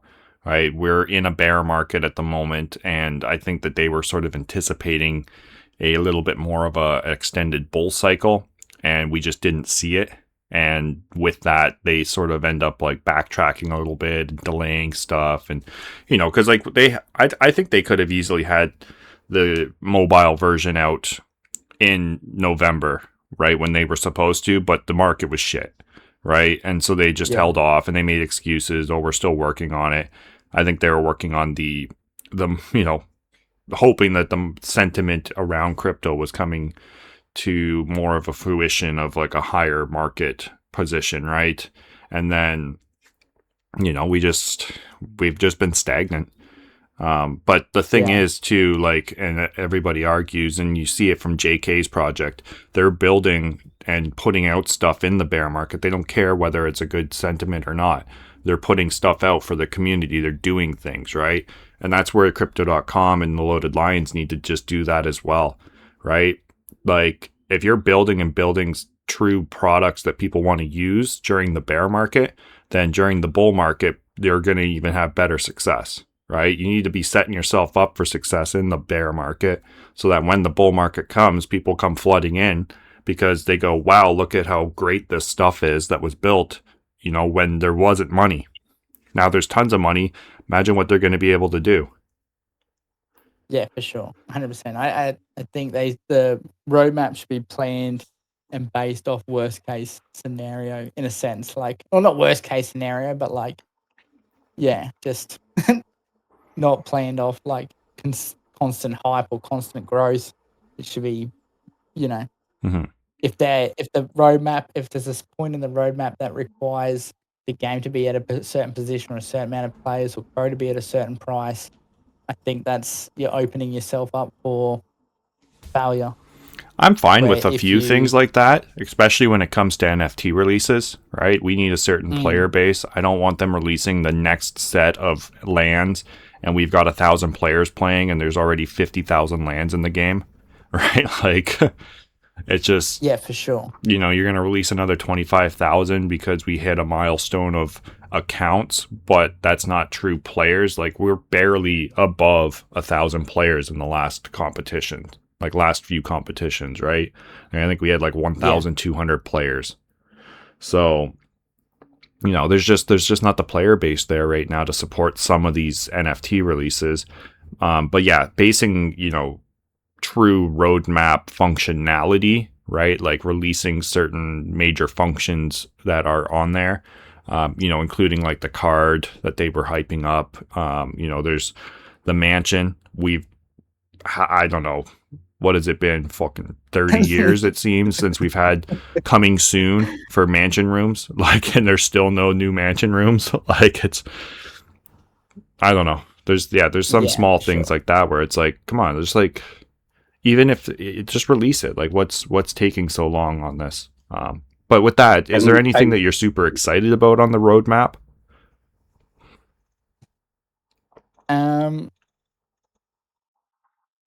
Honestly, I haven't looked at the roadmap in so long, so I can't remember exactly what was next. Look, I was excited about expeditions. I stay pretty neutral with them. I think there's a lot of mini, like, or small things they could do to make it a whole lot better. But as in for free-to-play players coming in, I think the expeditions are great, especially when it comes to comps, which I've been kind of an advocate for. Is if they really wanted to make the game pop and take off, is you need to make it more friendly or open to free-to-play. It is so crucial for a game to have that, and I think it's so overwhelming at the stage where the game is for anyone new coming in, where they see all the NFTs, they see the prices, and they like, this NFT, that NFT, like, they feel restricted. They can't get to anywhere unless they spend the money. Like, they feel like they're obligated. Where at least for the expeditions, anyone new coming in, like especially during comp, it's like, all right, sweet. All I need to do is, expedition, and I can get these, and that doesn't cost me diamonds, so I don't need to buy lands. Blah blah blah. So for free to play players, I think, and their expeditions, as much as they frustrate me with the little things, I think they do make it's a step in the right direction for helping free to play players. In Right my on. opinion. Yeah, and I know you haven't really played much of mobile. You haven't even made it to the tutorial, right? But they have this cool little Yeah. feature in the mobile version where you can unlock a loaded lion, a dark lion, and a cyber cub avatar PFP using diamonds. And I would love to see one aspect of the avatars that are used in expeditions changed. I would like to see them add power based on some metric, whether it's like partners. Partners are an extra 1,000 power. A dark lion is like, let's say 10,000 power, and a loaded lion's like 15,000 power, right? And then they introduce these free, like, buyable ones where, like, the cyber cub is like, one, like half of what a normal, like an actual cyber cub NFT would be worth, right? So, like, say if the cyber cub was worth 2,000, or like, let's just say for easy numbers, 3,000 power, and or even 5,000 power, and then the half point is the 2,500. So you can unlock it for free, but owning the NFT gives you a significant amount more power, and at least then it would allow players that are playing free to play to have 3 expeditions out, and it would also give us 3 free ones if we're just running easy missions, right? But if we want to start running hard missions, right, we could equip a loaded lion and be able to go and have a better chance against an extreme or a very hard mission, right? Because right now with just tools, it just doesn't work. I don't think we can barely get over 4% on an extreme mission. Yeah, 100%. And I'm wondering if they've done that for a reason to wait till people get to a high division. I don't know what the go is, or if that's when you get to the mansion. Yeah. Finish off your levels. You get a higher level. That's right. So you can gain that there. I don't know. But I like what you said about like players that especially for competitions that don't have like a high power level, that they're able to jump in on some expeditions that are already like 100%, and they don't need to have that many diamonds. So that is a very cool experience about the expeditions that people can take advantage of. People that are a little that's bit right. lower with the NFT count. Yeah. Because if you're not making the diamonds and you don't have the lands or the businesses or for the combos laid out, you can Especially jump the into the defense. expeditions. Yeah, Right? that's The right. defense are pretty expensive. Yeah, I remember when I first started playing, I was like, man, I just like I can't, how am I meant to freaking afford these attacks? How am I, between leveling up, and it was so restricted to a certain degree, and like it felt the only way to get up the top of that leaderboard was to buy diamonds, so I could buy the attacks and then or the defense, and then now there's an option to run these expeditions, and then to join people that are there's a lot of people out there, especially in comps. Everyone comes together. I know single player.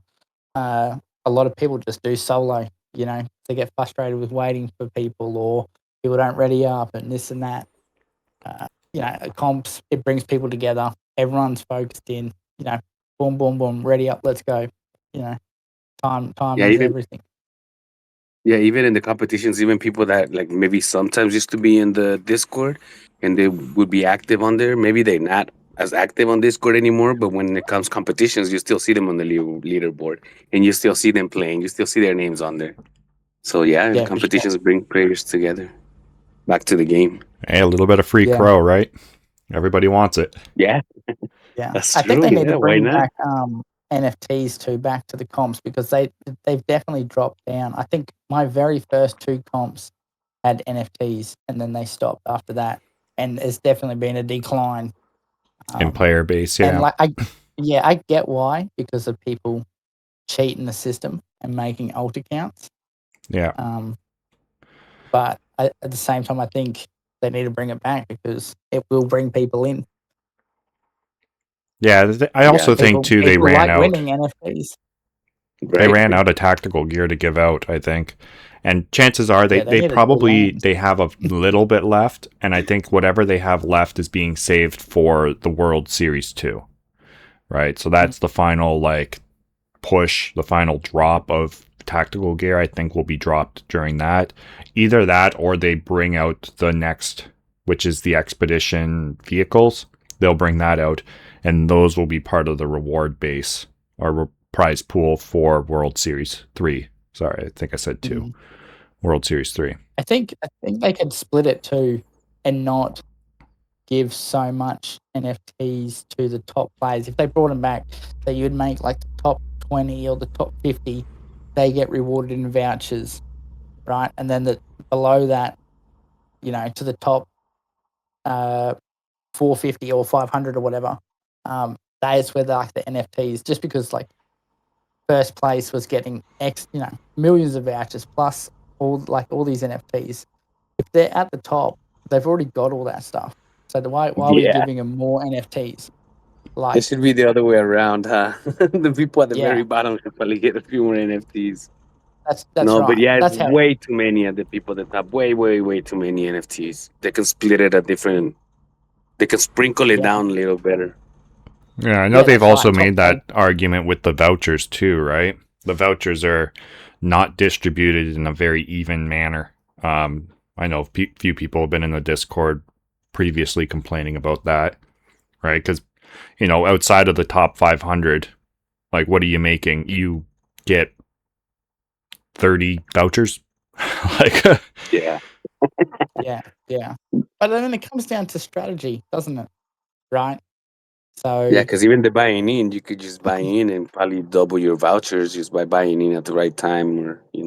yeah, like a free to play player could chip away at it, do a couple of comps, and if they were playing well and consistent, they could make, 90K vouchers, or a comp or whatever, 50K vouchers a comp. On the lower end of the honestly, they could leaderboard, make that through right? sales, right? If they just push Yeah, right at the yeah, start, get exactly. to your level 10, sell off what you pull out of your gold blueprints, Yeah. maybe keep one main business, and like it's just a lot of players. Either they just Yeah, sell but then out like or they don't care. after that, so you would attain that, and then the next comp you do the same thing, and then 3 comps down the track, or you're on the 4th comp, you've got a million vouchers, which is then you'll kickstart to a proper push in a comp to get to a way higher rank. To me, it's all how Those people strategies. play the game. Yeah, it's how you're going to use it. Like, yeah, there's definitely ways to play free to play and get up on the board. It takes a slightly longer time Hmm. because you'd have to do a couple of comps and push, and try and get as much vouchers as you can and then you'd change your strategy because you would have, vouchers that you'd obtained. And I know a lot of people too that are playing free to play. They're there to extract the crow out of the game, right? So they sit there and they complain, I'm not making enough off the game. And it's like, yeah, but that's because you're extracting everything you can out of it, right? If you kept some vouchers in the game and used them to play the game, right? Play the market a bit, then maybe you would start to see a little bit better prize pools. But, as soon as you hit 10K vouchers, you're withdrawing them. Well, of course, you're not going anywhere. Like, oh, Yeah, Yeah. that's right. well, what can you do? So, I mean, yeah, obviously you're just going to have that, aren't you? Different people have different strategies. And they look at it from a different angle, I guess. But Yeah, that's why I've Yeah. I've been very argumentative when it comes to like, guys, we need to like make normal mode something that people want to come in and be a part of, right? Like normal mode's not just here to boost your competition mode, right? To try and earn more. There needs to be like actual functions, actual things, story to normal mode. You know, a reason to come in and play, be part of the community, social aspects, social, like almost, you could almost make it like a mean, social media. Like, yeah. I think this last comp was my sixth comp or seventh comp, and I was neck and neck with you. Finally, like prior to that, I was in the top 50 or close to. yeah, you And were then there right was there. last comp that I finally, yeah. Yeah, hey, doing the so buy-in strategy, right? yeah. Well, I got obviously with work, about my work and being away, and it always lines up with comps, so it makes it quite difficult. But yeah, So strategy what's makes it hard. something about your strategy that you would like to share? um, Try everything. yeah, try everything. It's maybe what you get told by people works for them, but when you try it, it's not going to work for you. If for new players, it's definitely something you got to nut out for yourself. And it's definitely every comp you'll pick something up new. And don't be afraid to try something. I've been trying new things for the last couple of comps, different strategies and changing stuff around.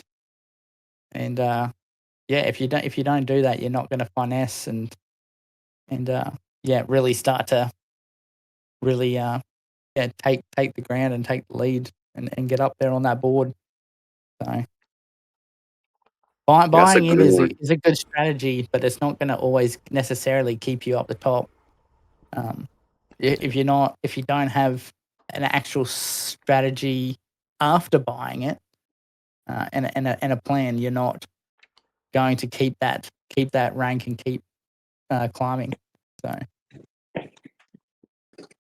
Yeah, I like what you said of don't be afraid of changing your strategies. Like even if sometimes, like for me, the bazaar is like my favorite business. Um, but in the last competition, I actually didn't use it. So just trying different things. It's a really good advice because I was really stuck on just my setup that I would have. I would even look for it instead of like trying to try different things with what I would get on the blueprints. But yeah, after I opened up to just trying different possibilities, you like you said, you kind of fine tune your strategy, right, with every competition. yeah, for sure.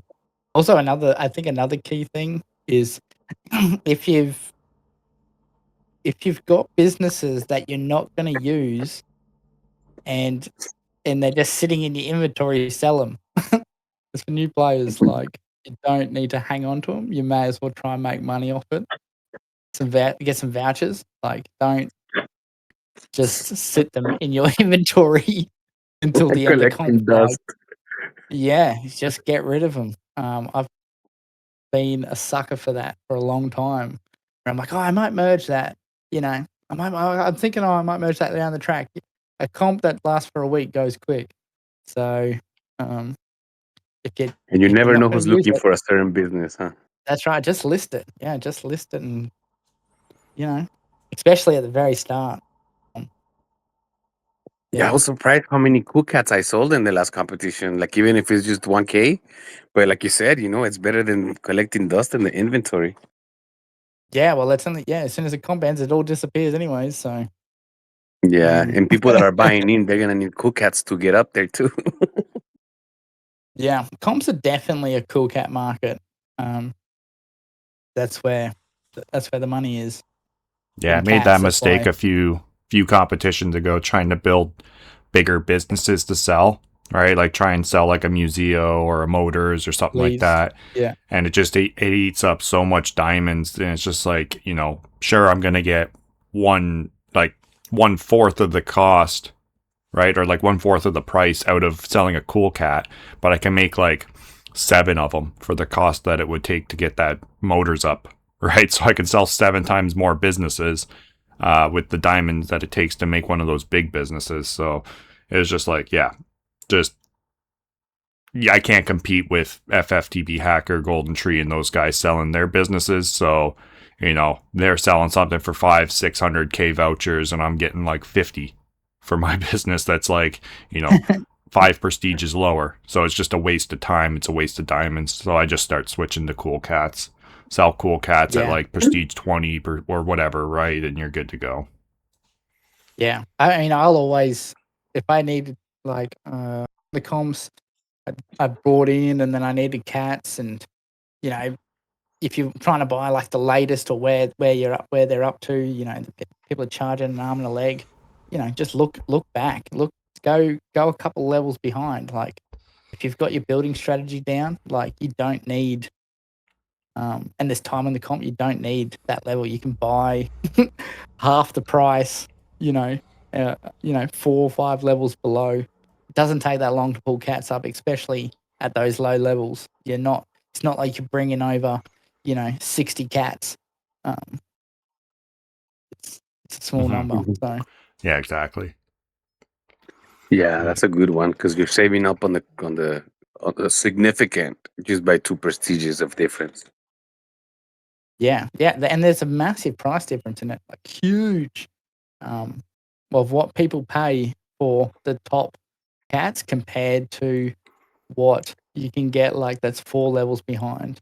And 4 levels is stuff for when you're going to pull over 20 cats, Yeah, I know. I was listing, I think, on the market, they were selling like P24s, and I was listing like P19s. The P24s were going for like 60, 70K vouchers, and I was getting like 15 for mine. Yeah. Like that's a massive price difference. That is huge. Yeah. You can buy 4 of mine for like the price of 1 of theirs.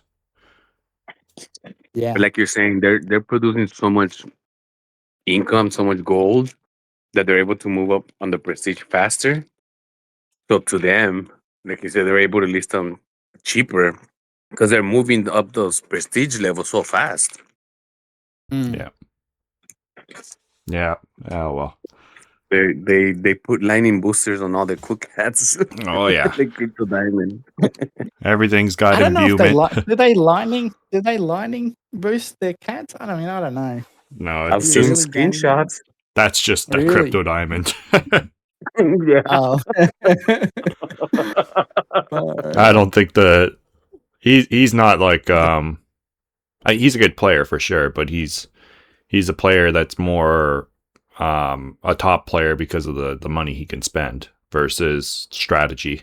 He's got a good strategy, but his strategies throw money at it too, right? So there's a little bit of a difference there compared to like, he what said FFTB. he's got unlimited diamonds. He said it straight up. Yeah. If I need more diamonds, I just buy more diamonds. Like, yep. But hey, we said different strategies. Everybody's got their strategies, right? yeah. Well, and then too, like he'll buy in right near the end, right? So like on a 4-week comp for World Series, he'll start like, maybe 6 days left in the competition, buy some of the top buildings, because he hit. I'm pretty sure it was like Prestige 220 in the last comp. Wow. Like World Series too. This will be my first World Series, so like I'm so Oh, they suck, man. I hate it them. becomes a lifestyle. For 4 weeks. A whole month. Part of your lifestyle. I'm tempted to take time off work. I'll just quit working in the mines and for the months, and it's a whole month of shenanigans. Yeah. Oh no, it's well, good. I mean, it'll be interesting. It'll be interesting. I think Hacker's probably got it in the bag, but we'll see. Yeah, you'll be surprised.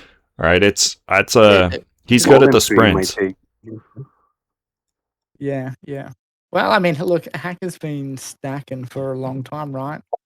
Yeah, but there's a difference between like being able to like pull all-nighters and like deal with that for a week, but not 4 weeks in a row. Like you're gonna die. All right, like sure. it's you are right. high competitive play for 4 full weeks. It's brutal. Like I don't like them. I don't even like the 2-week competitions. They drive me crazy. That's why I'm dreading World Series 3. but I'll play it. I would like to do a blitz. Is a blitz the 3-day ones? Those are the Yeah, showdowns. the weekends. Oh, The that's showdown. Yeah, showdowns. I've never done a showdown. Yeah, I haven't done a showdown. I love the showdowns. I'd They're like to fun. do one of them. Yeah, I think they should definitely throw more. That's what sucks about if you go to the what is it the comp calendar and like it just has it, they've capped themselves by putting the calendar out. So if they didn't have like a per se calendar or they like altered it a bit, they could just constantly just throw in showdowns here and there, boom boom, that would Yeah. really like keep the community alive as well. Well, I'm hoping they do something with some showdowns in the lead up to the World Series, right? Like that's what they did last time because it ended up falling like over Christmas and nobody wants to be doing a month-long competition during the holidays, right? So they just threw in some weekend competitions. So hopefully they do that again. That would be fun. Yeah. Yeah, because it's just small prize pools, right? And those ones you just start, right? Like there's not really a massive strategy to it. You just play like you would play, as a normal time. So it's fun. But yeah, okay. I think we're pretty much near the end of what we got to talk about here. I mean, maybe you want to share a little bit about your faction experience, and then if you have any advice for any newcomers, since you're, within a year of recently starting yourself here. So if you got any advice for some new players that might be coming in, we'd love to have you share something. Yeah. So maybe start off with your faction experience. Tell them why Legion's the best. Well, Legion is the best because it's just Legion, and we have each other's backs.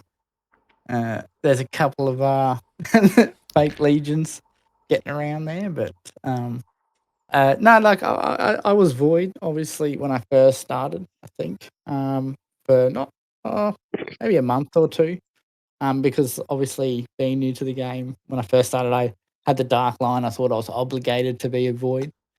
And and like only people with load lines could be in Legion. And then that changed once I got into contact with you, RWINK, and then started learning a lot more about the game and watching your videos and then progressing a lot more in the game. So then I switched to Legion, and I think Legion does a good job of, well, for what I've done is what you did for me is like you helped me progress and how to understand the game and play the game, and so I've just done the same thing.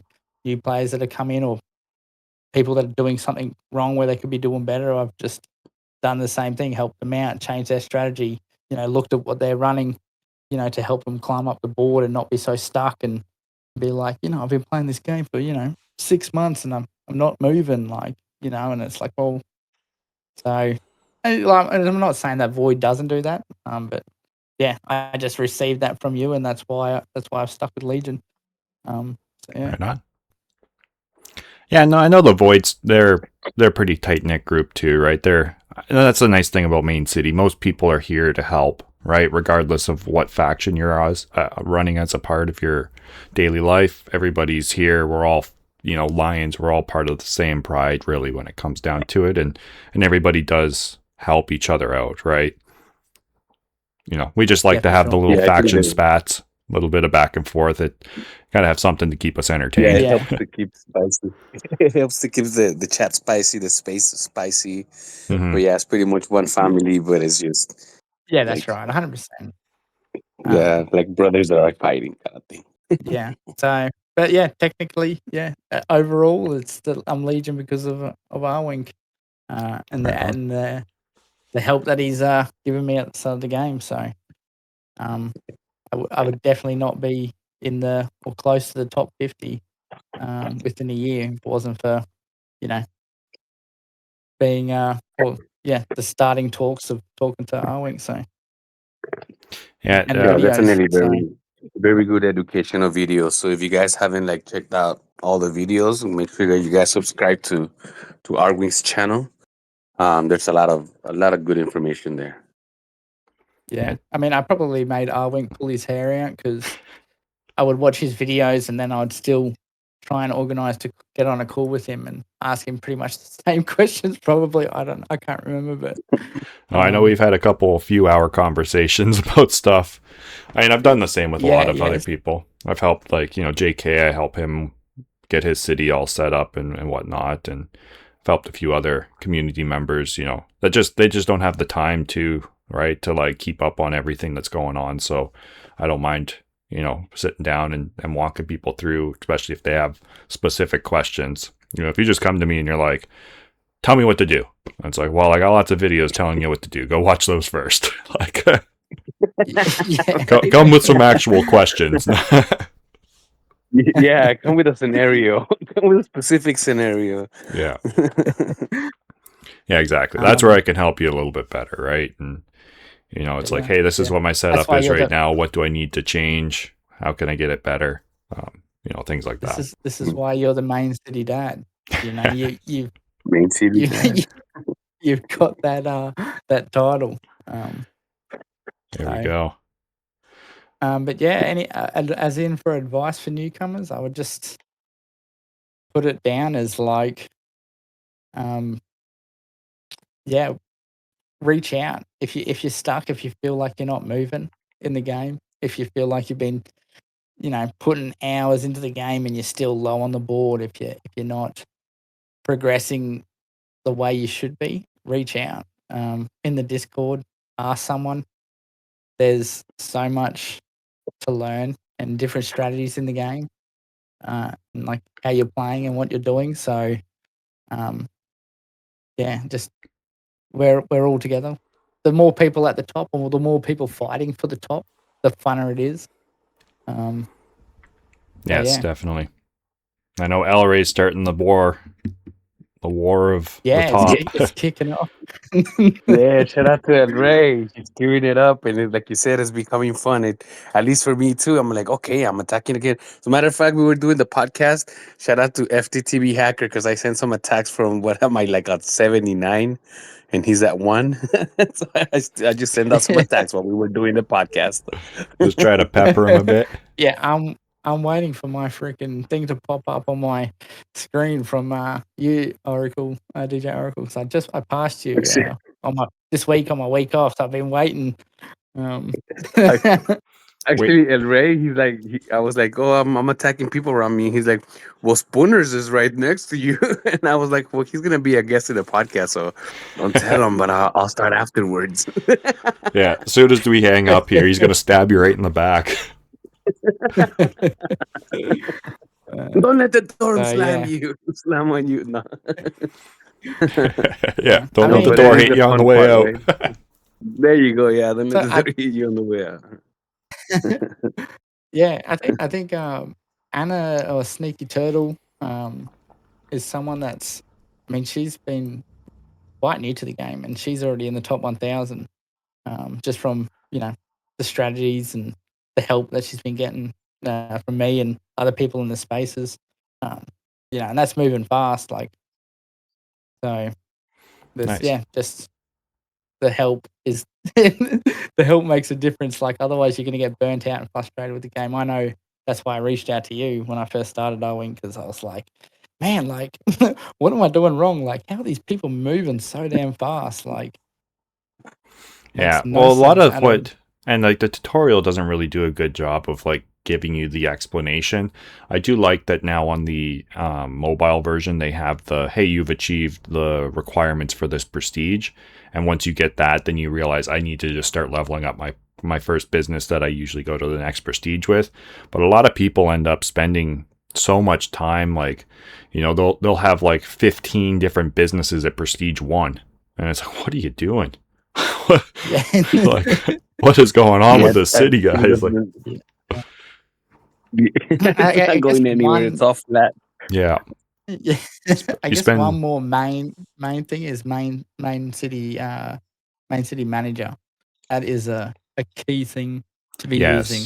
Yeah, Hubert, he put that together, if I've said his name right. Yeah. It He's needs to be updated, but just with the avatars and a few new things, but like that is bang on point for any information. especially being able to like just type in, hey, I got this business, how much is it going to cost to get up to this prestige? And like just some of those things, like I still go to it to be like, okay, how many diamonds is it going to cost me to level up this, Pride Records or something from D0 Prestige 50 up to, P289 in Division 1, right? And you could see how much that's that's right. going to cost and kind of justify and be like, okay, that's how much diamonds it costs. This is what I think the price should be listed at, and just helps you with everything, really. It's so nice. Yeah, it's great. That and Main Square, like, yeah, both of those are just. Yeah. I think any new player should just spend some time on there. Yeah, and Yeah, don't it'll forget save about the you a lot playbook. of time. And maybe we could put those links in the description so people can go check them out. Check out the websites; they are very helpful. Yeah, I'll definitely put them in the links below in the description, guys. So if you're interested in checking them out, definitely go and check those resources out if you haven't already. But if you've made it this far, chances are you already know about them. Who knows? Maybe they know about them, but they don't use them. So if you know about them, go ahead and put them to use. I Yeah. know I hardly ever use them, so I didn't even know that you could do it like you said from Division 0 to P50, and put that you want to get up to P80, and it'll tell you. That's pretty good information. Yeah, no, I'm gonna it's have a to start using them myself more often because I've known about them, but I haven't used them. handy tool. Very handy. Yeah. Yeah. Yeah, the more time you spend on it, the more you know. That's for sure. Like I'm still still using it constantly, all the time, especially during comms. I always have it open on a tab, ready to go, just in case. Nice. The toolbox. So I don't know if we want to wrap it up now, or do you want to touch briefly on maybe some of your thoughts around the team silence and what's been going on? I know we wanted to try keep this mostly positive, so I think maybe we could end her now. But if you do want to bring up some of your thoughts on what's been going on with the community lately, we are open to hearing that as well, Spoonerz. Yeah, we could touch a little bit on it. I probably would just say that probably not the end of the world. We don't know internally what's going on exactly. Just because there's silence doesn't mean everyone should give up. I'm lucky enough that I work away, so I get 2 weeks where I don't really have much to do with Mane City until my break, and I come back and I get to,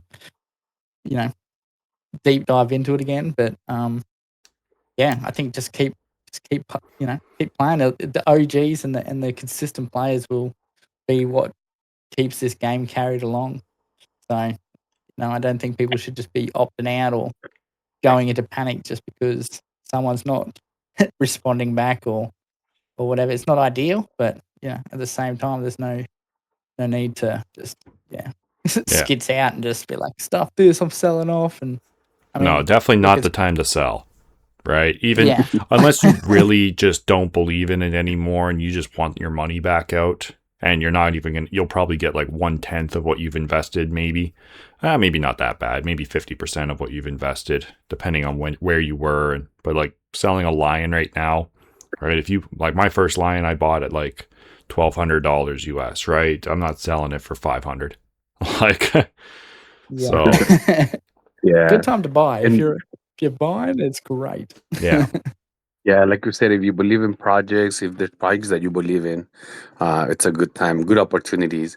And another good example, it's how kind of like Crow, right? Everybody was like, oh, Crow's been going down. And in the last 2 days, it only took President Trump to talk a little bit about crypto, and everything just went up. And everybody's like, okay, back up, crypto's back on, Crow is back up on top too. And so it could literally just take a little bit of news, and everything could just go right back up. That's the volatility of the crypto world, which is the difference between like the regular markets. That in the regular markets, 10%. It's, oh my god, that's what you do. It's big changes, and in crypto, that's like moving one day, 10% is nothing. So yeah, I totally agree with you, Spoonerz, that And then with you, RWINK, that if somebody believes in the project, it's a good time for entries, picking up a few lands here and there. I mean, that's one thing about Main City, at least for me. It's quite some amount of money that I've invested, but it's not like I had to do it all in one paycheck. It was literally $10 here, a land there. Um, I also like what you said, that we don't know what's going on internally. Like, we just because there's silence doesn't mean that they're trying to you know uh, they're trying to restructure from the inside. So sometimes no news is better than bad news. Sometimes I would say. Yeah, sure, Yeah. sure. Yeah, and the thing too is like they've went so heavy with this project, right? In the sense of like this is the flagship project. They've got the Dark Lions, they've got this whole little ecosystem and storyline going with it, right? And it's either one of two things, right? Either they're completely getting out of NFTs, right? Like in worst case scenario, right? There's obviously the positive case of it's just a little bit silent, a little bit of a turbulent ride at the moment, and we'll see progress coming up soon. But worst case scenarios, like they're completely getting out of NFTs, right? And we'll never have any other NFT projects come out of crypto.com. Or they're disbanding the Loaded Lions and they're going to bring out a new PFP. And I think if they ever did something like that, there's enough people out there that'll be like, I ain't touching it. Because, like, look, you already had an NFT project, you went full force on it, and then you just get rid of it and now start a whole new one. Like, I think enough people would just be like, Yeah, I don't think You they know. would do that.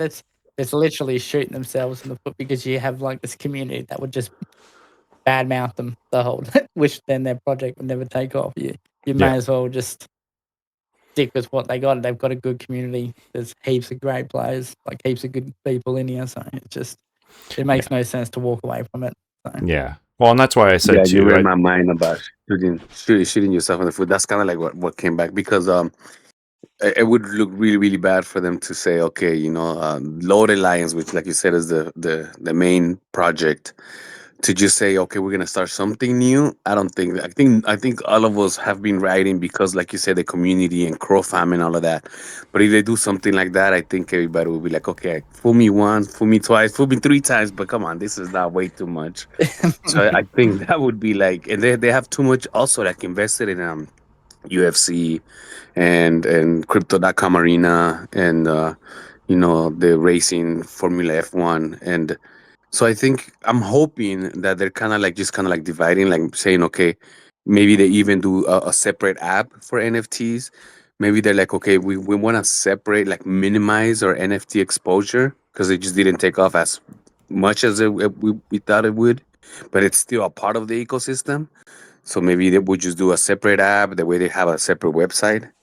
Yeah, I love Um, Papa's idea of like just bring it into Main City, right? Bring all of the NFTs. Like, man, you could have like a minting platform on Main City where that like this is where everybody goes to do anything crypto.com NFT wise, right? And especially if we could have like a rental, right? Be able to put up NFTs. Hey, you want a backpack? I'll put my backpack up on, and we already have the technology there because they lock up our NFT for use when it's on an expedition.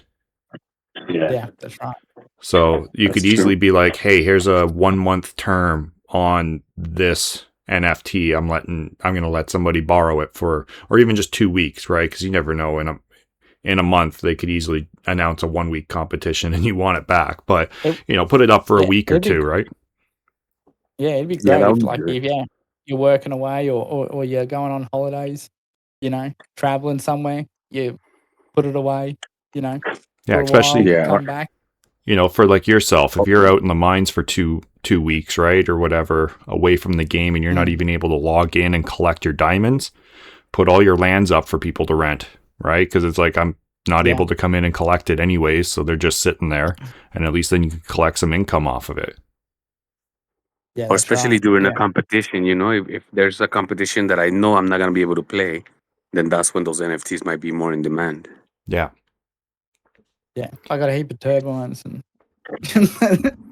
heap of turbines people can have. Oh, They there can you go. borrow from me. Borrow for one voucher, not even Yeah. 1K, just one voucher. Just get them out I of was my gonna say we inventory. could, right? Yeah. And yeah, having a marketplace that uses the Lion coin, that would be a great way to incorporate Lion into the game. Yeah. No, there's so many Yeah. ideas that they could pull in and bring this whole Mane City ecosystem to like literally the moon. But we'll have to see. Yeah. We just got to Well- hold tight. Well, Lion is going to mobile, but they have confirmed that I think twice now, or maybe more. I don't know, but it's definitely going to be part of mobile. Is the Lion token? So Yeah. Yeah. Hopefully We'll see. it comes out. I mean, I'd love to be able to earn something through the mobile version. But as of right now, it doesn't sound like there's any potential to earn. So that's why I haven't really been playing it that heavily. But Yeah, but again, like we said, it only takes a few new laws or whatever for things to just take off, you know. So I think there's also like a lot of things going on in the world that is preventing the whole technology, the whole blockchain technology, to be mainstream. You know, at the moment, there's so many other news that are like just taking up the space and the oxygen out of conversations that people don't really want to, you know, they don't have the mind for crypto, you know, yeah. until they start getting into it. Sometimes once we start getting into it, you're like realizing there's a whole nother universe of reality. Yeah. No, I'm hopeful. I think, you know, metaverses and with crypto enabled through it is going to be a massive future.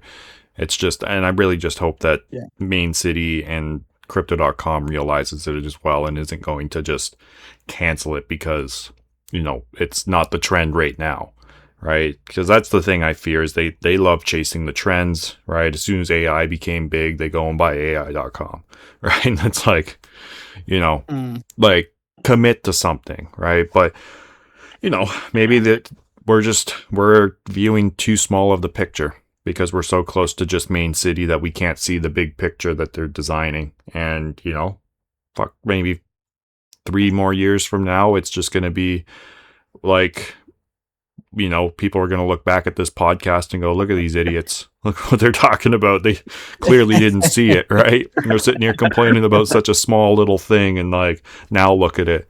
You know, we still see Where these. was the faith back then? Where was their faith? Yeah. Yeah, exactly. Look at these idiots. They couldn't even stay in the top 100, right? Because it's such a big game now that like there's, you know, 5 million players all on the leaderboard actually active playing. Like that's the dream. That'd be insane.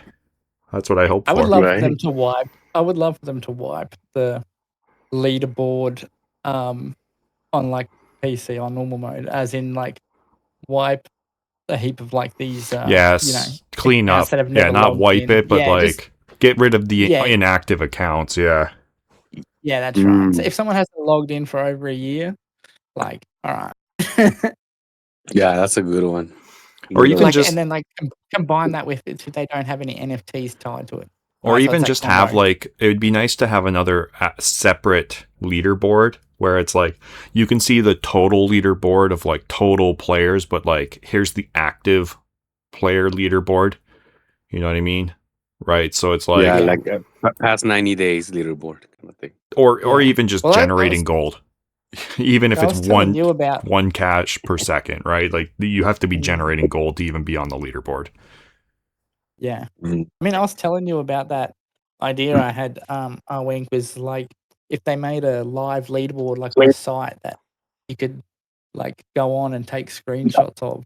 So like then you could track of who's actually playing the game, like their movement. You know, like it would just, you know, take a screenshot of like the leaderboard of the top 1,000, like, you know, twice or 3 times a day, and then like it could do like a graph of like, you know, who's moving in the game, how fast are they moving, you know, this person's up, this person's down, you know, you could get a real graph and a real sense of like how like who's pushing hard and playing like super actively compared to like someone taking a break for a week or rah like, yeah, I think that would be awesome to have. You can see who's dropping down and doing those attacks every Yeah. so often. yeah. Yeah. Oh, there's No. that 50 People's charge like yacker. a He's roller at number coaster. 1. Oh, now he's down to 3,000. Oh, back up to 1. 3,000. 1, 3,000. 1, 3,000. Every 20 minutes. Yeah. Yeah. Well, I mean, I guess you'd see it too, because if it was taking a snapshot every like 3 times a day, you would see their cash or their diamonds like boosted way up because they'd be dropping down. Like, yeah. That's an interesting idea. I mean, they got the graphs for the blueprints. Yeah. Well, I mean, I would build it myself, but I just need them to freaking put the live leaderboard or the leaderboard on a website so I can Snapshot it, yeah. snapshot it. Yeah, because I'd set up a bot to just go on there and just, snapshot 3 times a day, and then it would compile the data and make graph and so. Yeah. Yeah, maybe they'll start doing something like that. I mean, they got a lot of things they need to do, but hopefully they're still they need to making fix progress on it. expeditions. Just because they're silent doesn't mean they're not working, I hope. Yeah. Yeah, that's right. Yeah, slow progress 100%. is better than no progress. At least it's slow progress. As long as they're moving. Yeah. And I mean, I hope the first go. I hope their first response back or communication is them with an update for the PC and the expedition saying we're fixing the the expedition notifications and like deleting, all the freaking so you don't have to search or whatever, like just something to fix that. Mm. Yeah, and they need to come Yeah, back with like a strong So- message. Right. Whether yeah. it's an introduction of the new team, anything, right? But at least the nice thing is like, I'm preferable to silence right now over a complete like sunsetting message being like, all right, guys, fun's over. It's all done. Bye-bye. Like that would break my heart if they came out and said something like that. So, as of right now, the silence, it sucks, but it's better than a bad message like that. So hopefully, like you said, they come back and they got something strong for us and they give us some good information. Yeah. There'd be too much legal action, I think. You think about how much, you go on Main Square, and you see the money. Like, that doesn't show how much people have invested. That shows the value of what they are if you were to sell at that time of day. Yeah. Or what the last NFTs were sold for at that price. But, like, anyways, you get the sense of the money that's there. So, if they're coming in saying, oh, look, all right, great run, guys, it's ending here. Like, yeah, that's. I feel like that's a court case waiting to happen. Especially with Yeah, the they're partner too projects. big to just let it die. Mm. I think it's too big for them to let it die, and not only for the company, but also for their own careers.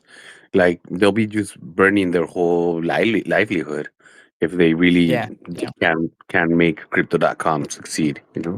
Yeah. No, especially if like they come out and they don't follow through with something that they've been working on for this long, right? Then it's just like, well, where's the confidence then?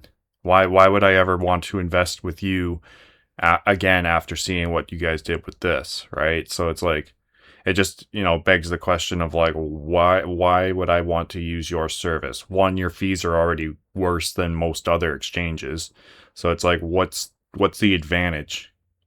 Right? Like, a lot of people are already starting to question that, especially with the unburning of the 70 billion tokens, the direction that they were going with Trump and then it being canceled. Now they're bringing out tokenized stocks, and the investment from Citadel is troubling, in my opinion. If you're familiar with the U.S. stock exchange and Citadel as a market maker, you should be somewhat worried.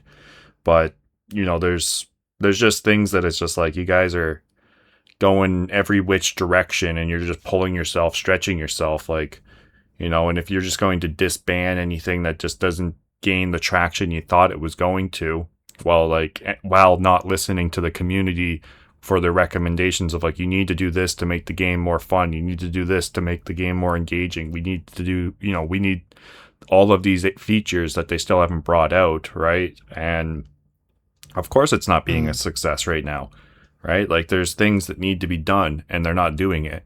And if they started doing that, right? Like, even if they just started making it so that instead of us going on X to have a space, we could be in each other's mansions talking with each other with a very similar X-like space experience, right?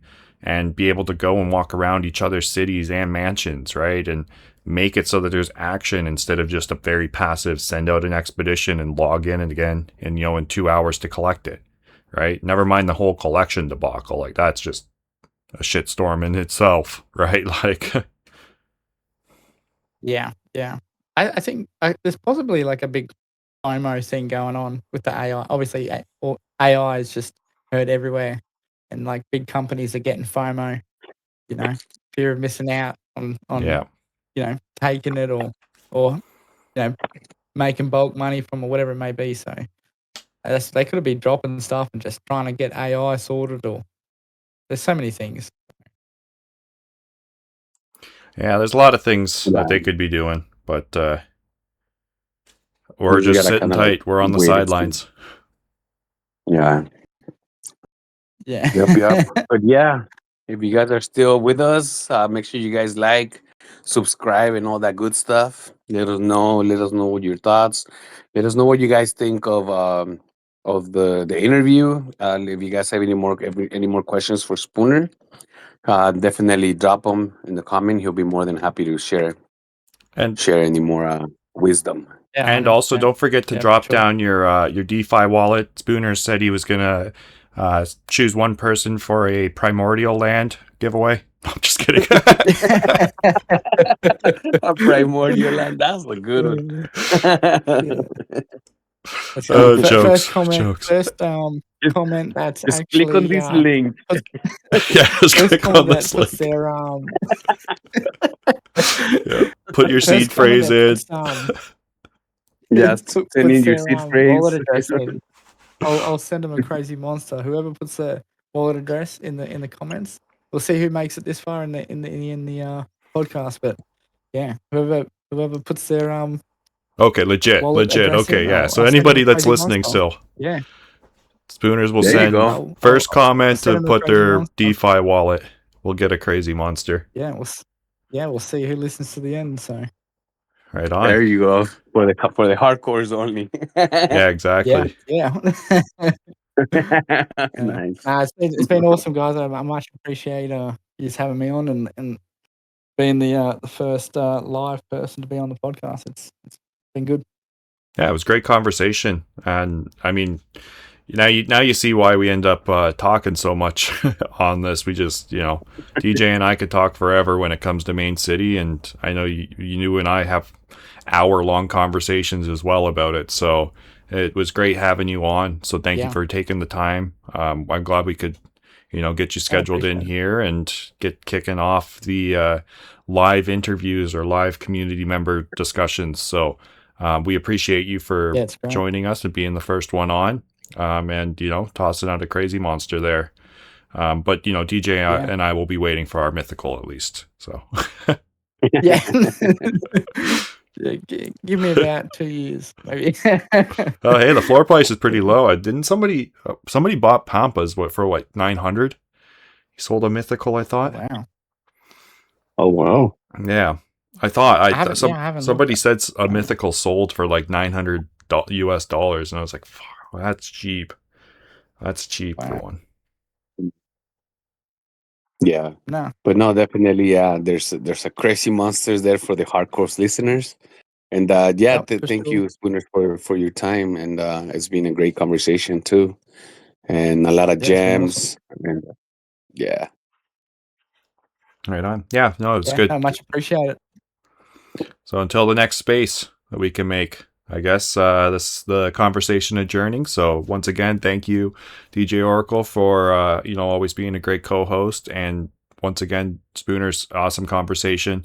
We're very thankful that you took the time to hop on this with us and give us some great insight as a up and coming player. With your strategy and everything you've learned, as well as sharing some of your favorite parts of Mane City, trying to bring a little bit of hope, and that's why we wanted to save that more difficult discussion for the end here. So hopefully, if you guys are still listening, as well. The community is really, I think the foundation, the backbone of the Loaded Lions here, and everybody within the community. We appreciate you guys for your support. Yeah, go Legion. Yeah, go Legion. Legion, yeah, definitely. And thank you, RWINK, again for hosting. Thank you for putting it all together. Yeah, guys, that's why we do topics, because otherwise we just go all the way through different roads. So the topics kind of help us to kind of like get back in the roads. So there'll be like timestamps at the bottom too, so you can go through the topics. But we always appreciate you guys. We appreciate the support that we get in all the spaces and in the Discord. You guys are always saying that you guys like the podcast. And thank you, Arwin, for hosting again and putting it all together. Right on. Damn, you committing me to these timestamps. Darn it. Now I'm gonna have to figure out how we break her down, but all good. It's the usual. Yeah, it's all good. Right on. So, yeah, until the next time, and we'll catch you guys in spaces, hopefully. Yeah, see you guys in the next one. All right, peace out. Cheers, thanks. Peace.